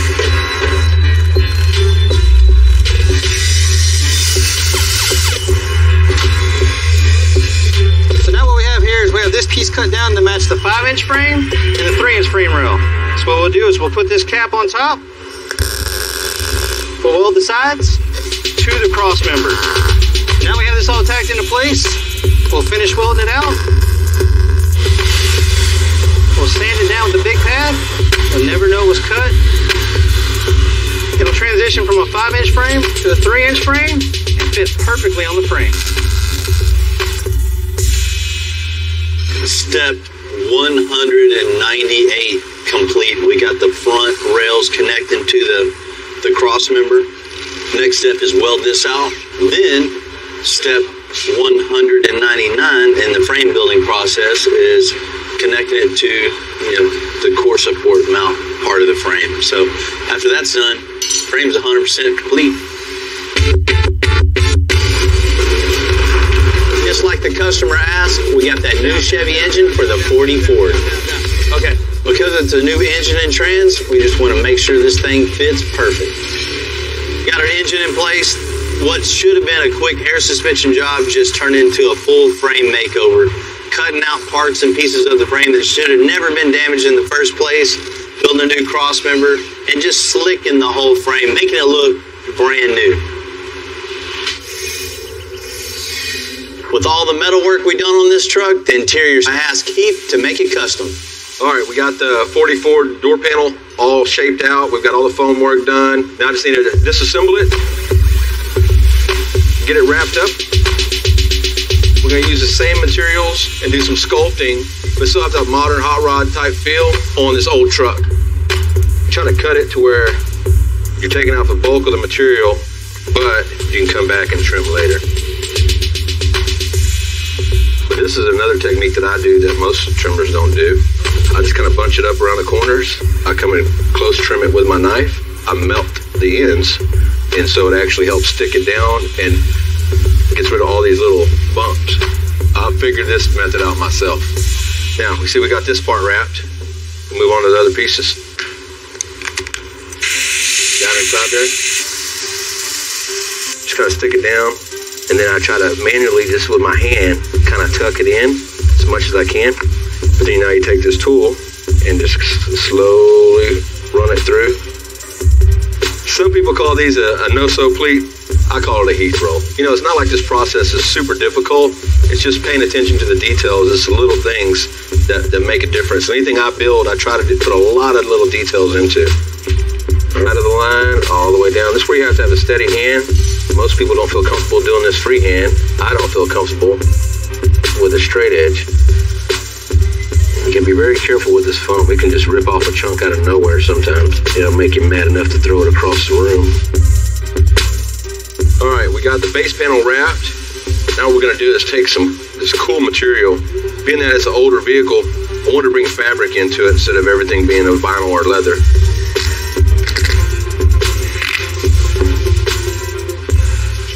Looks great, man. It came out looking real good. I like the fabric in there, along with the black to tie into the rest of the vehicle. It still has that old school feel to it, but it looks new.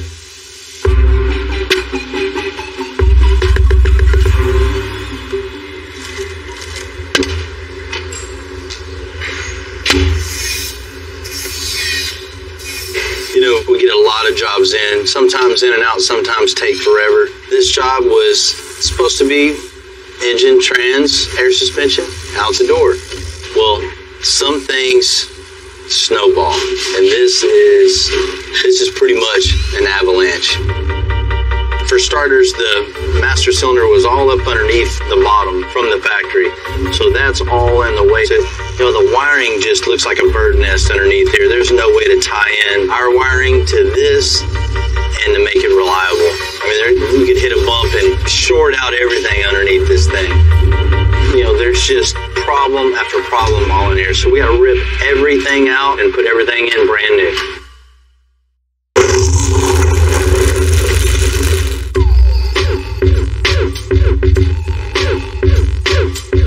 We didn't plan on working on the firewall, the trans tunnel, the floor on the 44. But we can't let this thing leave the shop looking like it did. You know, we always expect the unexpected, but it always hurts. Okay, that was the last of the wiring.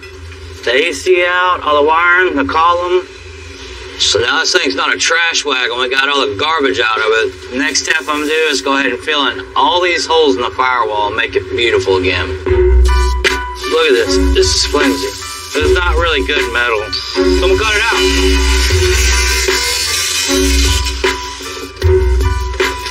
What I'm doing right now is just making my rough template.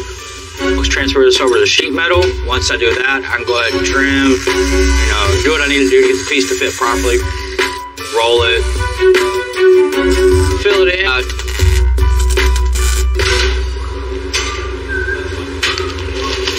Yeah, no, this is riddled. All this needs to go. Start from scratch, put fillet welds on them. I'm gonna make it nice and clean and smooth. Around these bigger holes, I'm gonna have to make sheet metal fillets. Take care of this, make it look beautiful. We got this nice new motor in here. Make everything nice and clean. Alright, so the next step is to do the transmission tunnel. We're going to try to make this as low as possible and as small as possible. And go over to the shear, to the brake, bend it, and roll it, and twist it, and pinch it, and poke it. Sometimes you got to dance on that metal. You got to let it know who the real moneymaker is. The roll is like just dead on the money. So, probably gonna get some cardboard and a marker and make me a template and transfer it here to the tunnel and just start trimming and cutting and trimming. And cutting and trimming some more. Looks nice. Yeah, I gotta do some more cutting. Well, trying to give the benefit of the doubt. Other side looks real good. Got the transmission tunnel tacked into place. What I'm gonna do is just, and we're moving on.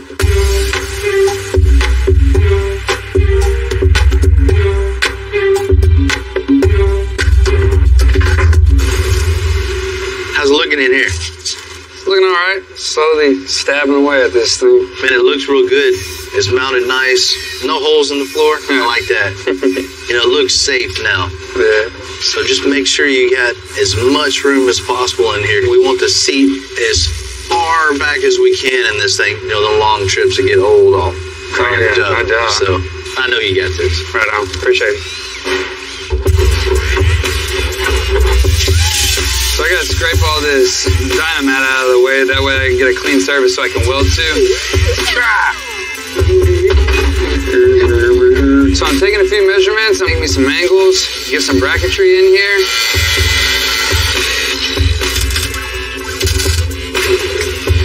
Bingo. Money. Watch your retinas. This is just going to connect these two together. Alright, so I got the bracketry done, it's braced, everything's just tacked in for the time being. I'm gonna grab this seat, set it into place, mark out where my studs are, drill some holes, get the seat mounted. Mirror, mirror on the wall. Who is the flyest of them all? Then we can throw some cushions on here and figure out if our leg room is right, if we need to go back any further, or if we need to make any adjustments to the pedals. Put all this tape on here. Man, I'm really liking the feel of this. I think everything is perfect. The height of the steering wheel, the pedals, the leg room, the cushions, the seat, the whole feel of everything just feels way better. You know, if this was my truck, I'd be really pleased with it. It'll work. Being a welder, I mean, we can go to China and get a job on a rig in the middle of the ocean. Yeah. You're not limited. There's no limits to anything. That's what I like about it, man. My grandfather told me one time that if someone else can do it, so can you. Sure. I've always took that with me and always push myself further and further. I want to always step it up some, do something different out of the box. Yeah, that's the cool thing about working here. It's like every day we come in, it's like, oh, I was working on this truck yesterday. Boom, you're over there. We're over on this car now. Everybody's got their own little niche. I pick up things from you, I pick up things from John, or working with Bill side by side. Vice versa. It's a real team. Some people, they wake up every day and they go to that same cookie cutter job, doing the same exact thing every single day, that repetition. And it's just like, that's not for me. That desk job, cubicle, whatever it might be. I like this. I like this is me. I agree.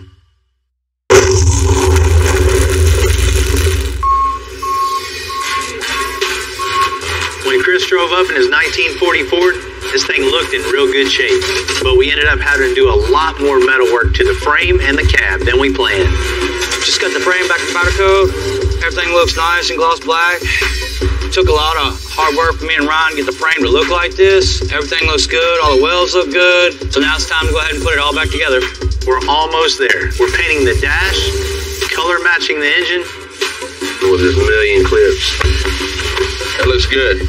Fuel cell, new air suspension, and we definitely couldn't let him drive out missing the wiper blade.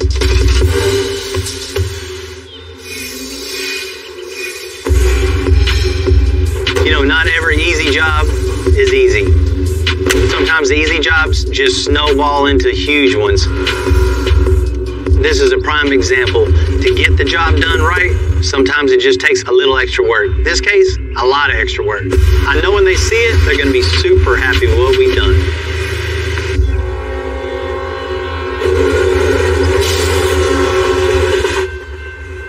Today we're out in Old Town Spring. We're going to give Chris and Deborah their 1940 Ford back. Hey, what a great place, huh? Yeah, it's awesome. Old Town Spring just gives you that old feel that just it just fits the truck, right? Exactly. Perfect. Well, let's check this thing out. I'm going to get Ryan to bring it around right now. Okay. And oh my gosh, it looks fantastic. Like the nail to ride. Right? Yeah. Sounds perfect. Sounds perfect. There we go. There you go, Bill. That's the look I want. I've never seen an old truck do that before. License plates crammed up in here, all inside to make patches on top of patches on top of patches on the floor. Oh my goodness. Wow. So we addressed all that to start with, replacing all the sheet metal. We got the new center console, repainted the dash, upgraded the gauges, got everything is all brand new. It's 100% brand new. And of course, we got that other wiper blade on there too. Yes, definitely. Had to have that. Thank you. As a passenger, thank you. It's going to be fun riding. It is. Right. It definitely is. What Bill's done now is just amazing, and definitely something that will last, probably our lifetime. Yeah. It's perfect. Perfect. Hope you guys have many happy years with it. Oh, yeah. I appreciate it. I can tell by the look on their faces, this is definitely what they wanted. They just didn't even know it. With all that extra work involved, it's days like today that really pay off to make a customer a happy customer. They left the back side on Ford with the heartbeat of a Chevy. That's us. That's us. Really appreciate that they took care of this truck like it was their own, and they made it better. They dropped it to the floor. That was just amazing. Can't wait to get it on the road, put some miles on it, and win some trophies at some shows.